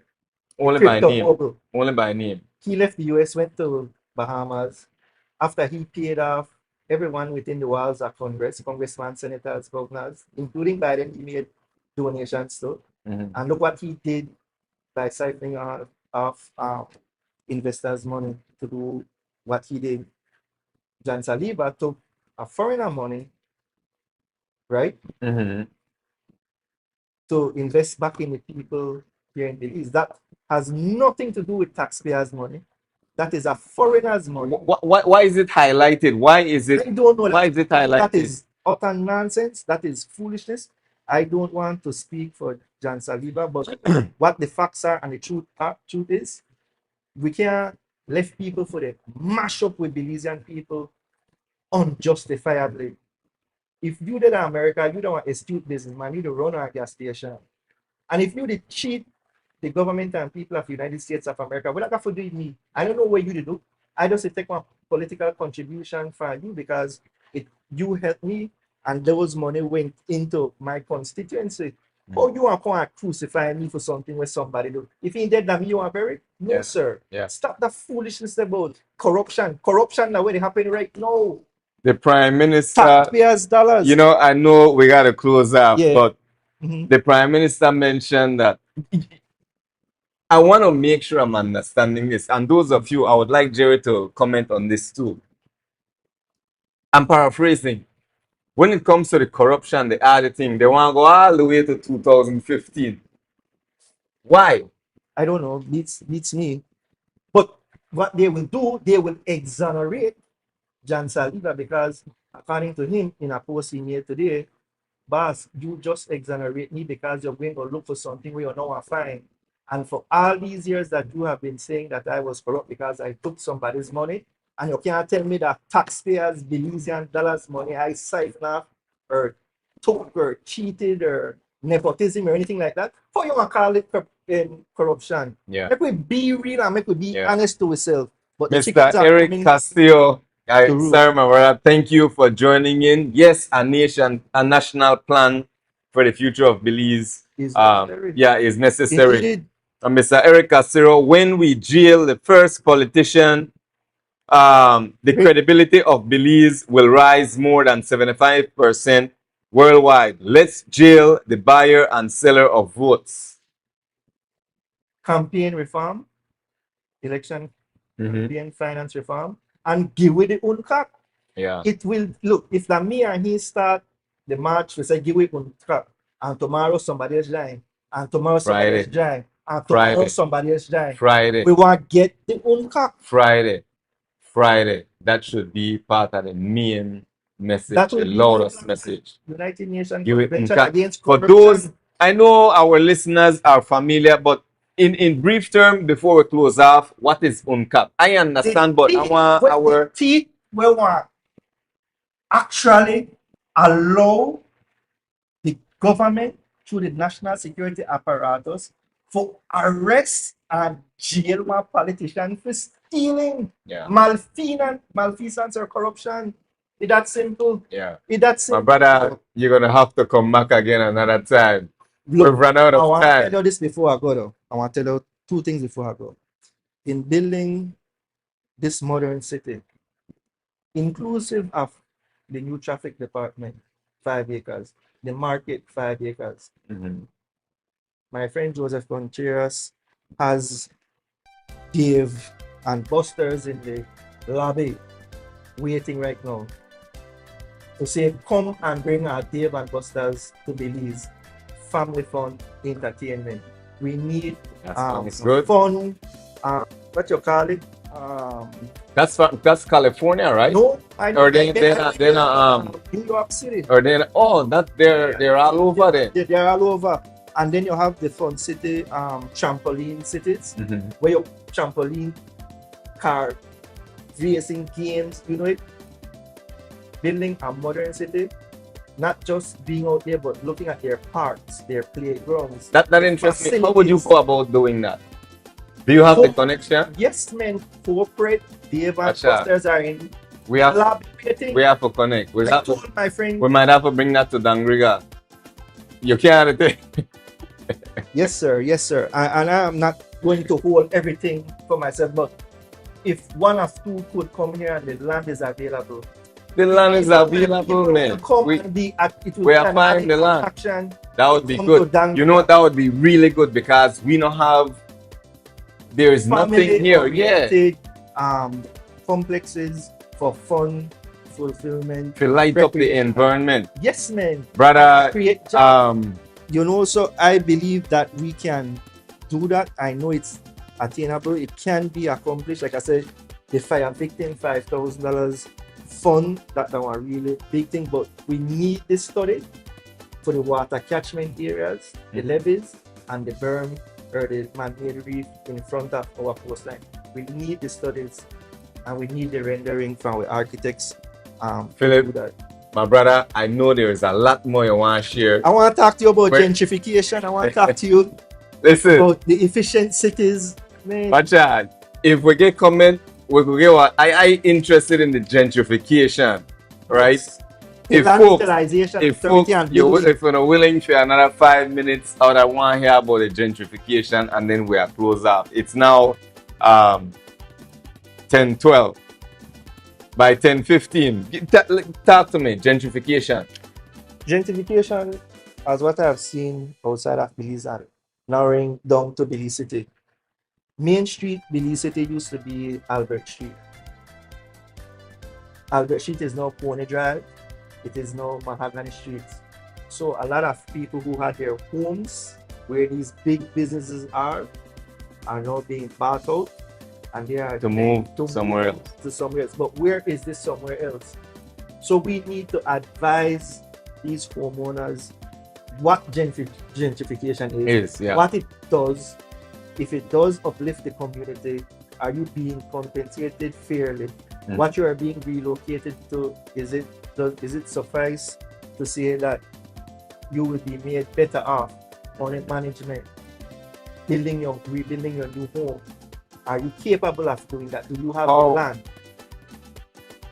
How are they gentrifying Belize City, those areas? These areas Because, are and I commercial asked- areas now, so you have Right. to rezone. If I know in Placencia, folks, sorry, Philip, but guys, in Placencia, seen by, this has been happening. If you don't know what gentrification is, let me put it this way, you can correct me if I'm wrong. But this is one way of gentrifying a community. You make the cost of living high. Yeah. You make the cost of living high where poor people there, and poor people will be forced to move out. And usually, these areas are like prime land, prime area around the beach, Placencia, Seeing Bite.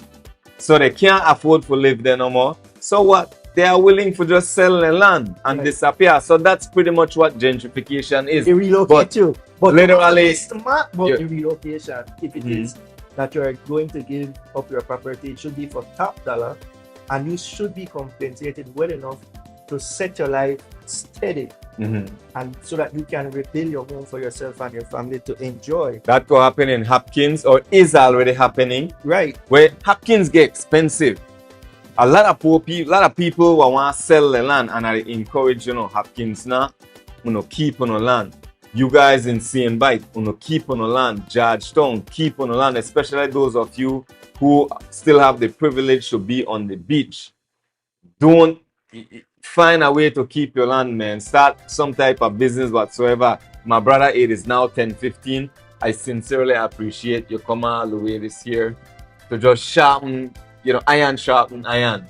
I promise you, when you're ready, I hope, well, I can't say I hope, I'm not sure what the decision is going to be for you in terms of running in the convention. But once that is out, I would like to chop it up with you again, because for you sure. could join me virtually if you're not at Dangriga. I like or if you want to come again, environment. yes, man, we could set it up. I have friends here. I'm grateful Very good. to be here. Well, I want to tell you, my grandfather was one Mr. Wale Usher. And there's a lot of Usher here in Oh yeah, Dangriga. the name Wale Usher. So I took a picture with Mr. Chad Usher today. He's the owner of Chalenor Hotel. Very sweet man, very sweet family. Yes. So they did say we might be relatives. But because it is possible, tracing back the family tree, the roots, but my brother, it is what it is. I have went way past my time. They're not bad hours yet. We'll bring you back. We'll bring you back. Friends, family, I want to thank each and every one of you for always tuning in, for sharing, for commenting. Those of you who send inbox messages, asking questions.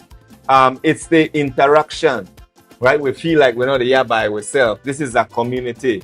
So let's keep in tune with each other. Keep our ears open. Keep our eyes open. We each and every one of us have to do our part. This country is being washed away, man. Everybody want to take the biggest pie and let people for starve. We have to demand the rightful share. I am yours truly, Cyril Uruwei, with my guest tonight, Brother Philip Willoughby.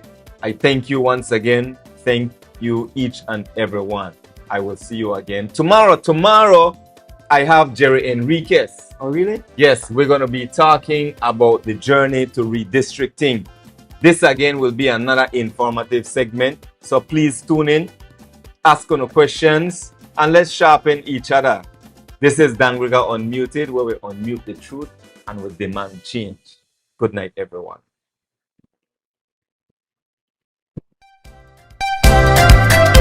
The People's Campaign. And if you're not serious about change, I suggest you stay out of the way and give Cyril Uruwei Garcia. We could give her this chance. We want this change, we need this change, we need that change right now. We need our country back from the PUP and the UDP. We need our country back. Things are getting harder and harder every day. We need our country back. Cyril Uruwei, he look on the play. We need our Dangriga back. Uruwei the fire, he's a proven leader. Uruwei the fire, a fearless advocate. Uruwei the fire, son of soil from Dangriga. Uruwei the fire, ready to fight for his people. We want this change, we need this change, we need that change right now. We need our country back from the PUP and the UDP. We need our country back. Things are getting harder and harder every day. We need our country back. Cyril Uruwei, he look on the play. We need our Dangriga back. Uruwei the we set an example for all the youths. Uruwei the we beginning of golden age. Uruwei the we true representative for all of us. Uruwei the we Dangriga who quick and Sarawee. We want this change, we need this change, we need that change right now. We need our country back from the PUP and the UDP. We need our country back. Things are getting harder and harder every day. We need our country back. Cyril Uruwei, he look on the play. We need our Dangriga back. And for anyone listening, don't know the man, you know, original Rick Paleka. Remember until he left Paleka? Tonight in Dangriga, a wave of voter dissatisfaction is hitting local and national leaders alike. Mayor Robert Mariano, ERA Representative Dr. Louis Zabani, and even Prime Minister John Briceño. A new survey by pollster and retired assistant professor Dr. Philip Castillo shows support for Dr. Zabane has plunged dramatically. Remember, he won big in 2020 with 61% of the vote, and his popularity soared even higher in 2025 when he secured 76.5%. But Dr. Castillo's latest polling tells a very different story, one that suggests confidence in these leaders is slipping fast. He's underwater because I think he's at 41%, which means that more at 41%, 4 out of every 10 voters do not approve of the job that he's doing. Now, again, we did not ask them why, but some voters, some citizens did provide an opinion. And then the opinion would be that in terms of accessing the area rep, that there seem to be challenges in accessing him, basically, in meeting him and that specific issue. A closer look at the numbers shows Dr. Zabane lost support in Dangriga Town and Uruwei, but he's still strong in outlying villages like Hope Creek. Responding to the poll, Dr. Zabane says he welcomes Dr. Castillo's work, but argues that data collected closer to election time gives a truer read on how voters will actually decide. First of all, the size of the poll is relatively small, but still helpful. So I'm not knocking it in that sense. I'm just saying that if you look at the last polls that he has done, you could go back and check them out. They have been consistently lower than the actual performance. So in my view, I don't believe that the numbers are that low. But even if they were, it is good to know so that you can take action. One of the things that people were saying is that you're hard to access. Yes, and that's the one that seems farthest from the truth. I am one of the very consistent area representatives that have office hours. So on Thursdays, like for example tomorrow, I have my office. I am at the office. I have an office that is open from Monday to Friday, so persons can go, and they do go in. So besides the office hours on the Thursdays, I also visit on Saturdays because we have Dangriga, Uruwei, and Hope Creek. Voters were also asked how they feel about the job Dangriga Mayor Mariano is doing. He first won the mayoral seat with 51% of the vote in 2021 and boosted his support to 63% in 2024. But today his approval shows a slight dip from where he started back in 2021. He faces election next year, 2027. So what the poll found this year is that he's back around, I think it's 48.9% or just about 50%. So he's in that range. But then a poll has something called a margin of error, meaning that the 48% could be as high as 48 plus 6, because I think the margin of error was 6.8%, or 48 minus 6.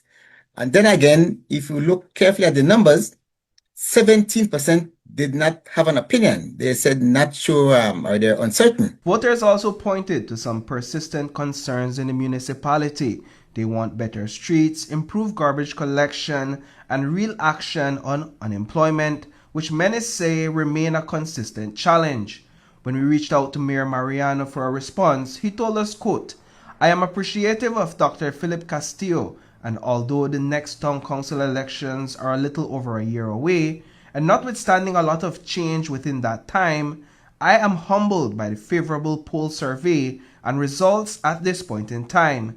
We are grateful for the public opinion and will do whatever we can to address their concerns." But the most striking number in this poll is the Prime Minister's approval rating in Dangriga.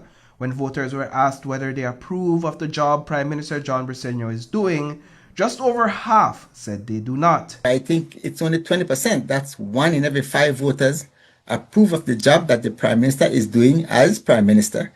A similar percentage are not sure, but a substantially larger percentage say that they do not approve of the job that he's doing at this point in time. Is that, based on your observation, a decrease in his approval ratings in Dangriga? No, I can't answer that question because to the best of my knowledge, this is the first ever poll being done of the approval rating of the Prime Minister. So there is no comparable data. For the Prime Minister, though, this poll may not move the needle. His political fate ultimately rests with voters in Orange Walk Central, the constituency that decides his future at the ballot box. Reporting for News 5, I am Paul Lopez. Tonight in Dangriga, a wave of voter dissatisfaction is hitting local and national leaders alike. Mayor Robert Mariano, ERA Representative Dr. Louis Zabane, and even Prime Minister John Briceño.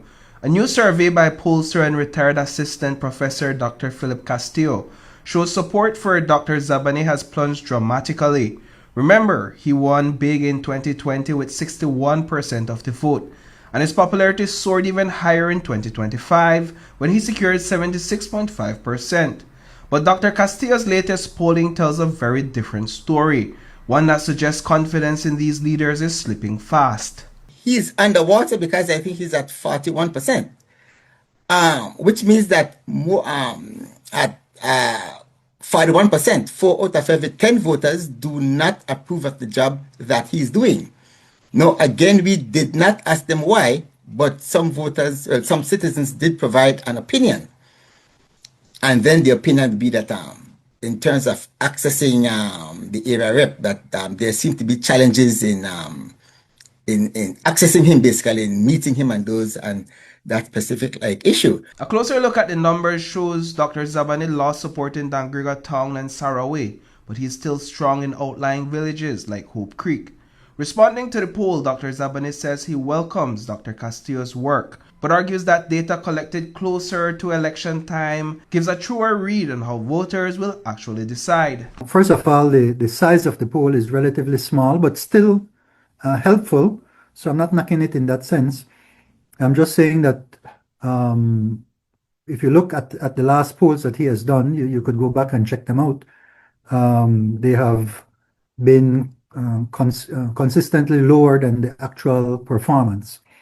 So in my view, I don't believe that the numbers are that low. But even if they were, it is good to know. The people's campaign. And if you're not serious about change, I suggest you stay out of the way and give Cyril Uruwei Garcia. Make we give her this chance. We want this change, we need this change, we need that change right now. We need our country back from the PUP and the UDP. We need our country back. Things are getting harder and harder every day. We need our country back. Cyril Uruwei, he'll come to play. We need our Dangriga back. Uruwei the fire, he's a proven leader. Uruwei the fire, a fearless advocate. Uruwei the fire, son of soil from Dangriga. Uruwei the fire, ready to fight for his people. We want this change, we need this change, we need that change right now. We need our country back from the PUP and the UDP. We need our country back. Things are getting harder and harder every day. We need our country back. Cyril Uruwei, he'll come to play. We need our Dangriga back.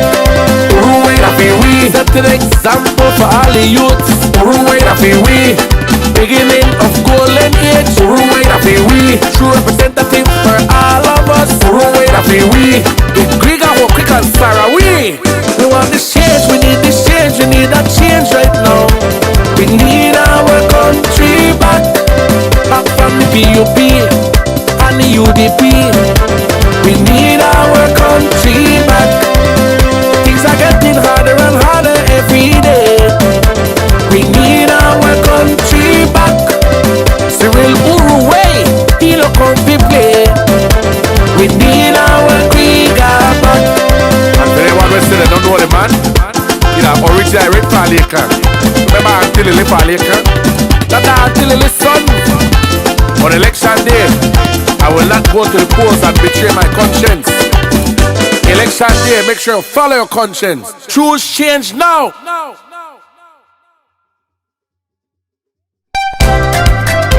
The people's campaign. And if you're not serious about change, I suggest you stay out of the way and give Cyril Uruwei Garcia. Make we give her this chance. We want this change, we need this change, we need that change right now. We need our country back from the PUP and the UDP.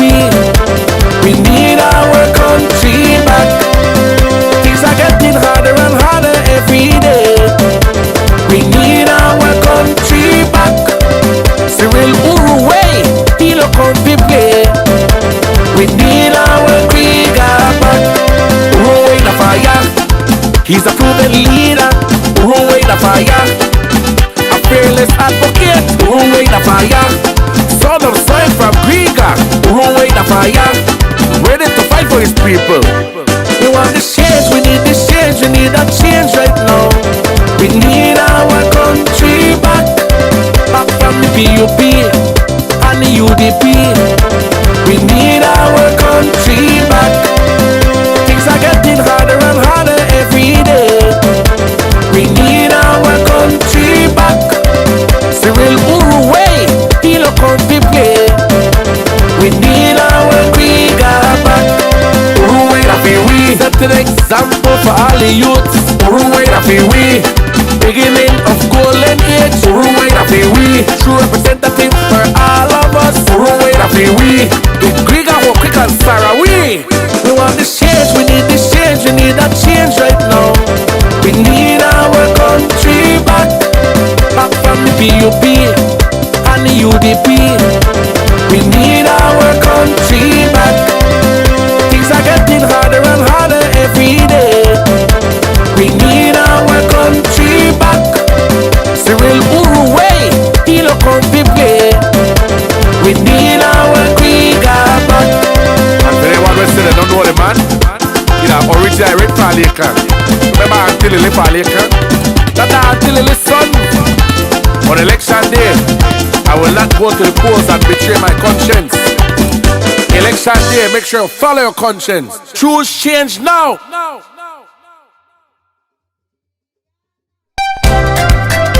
The people's campaign.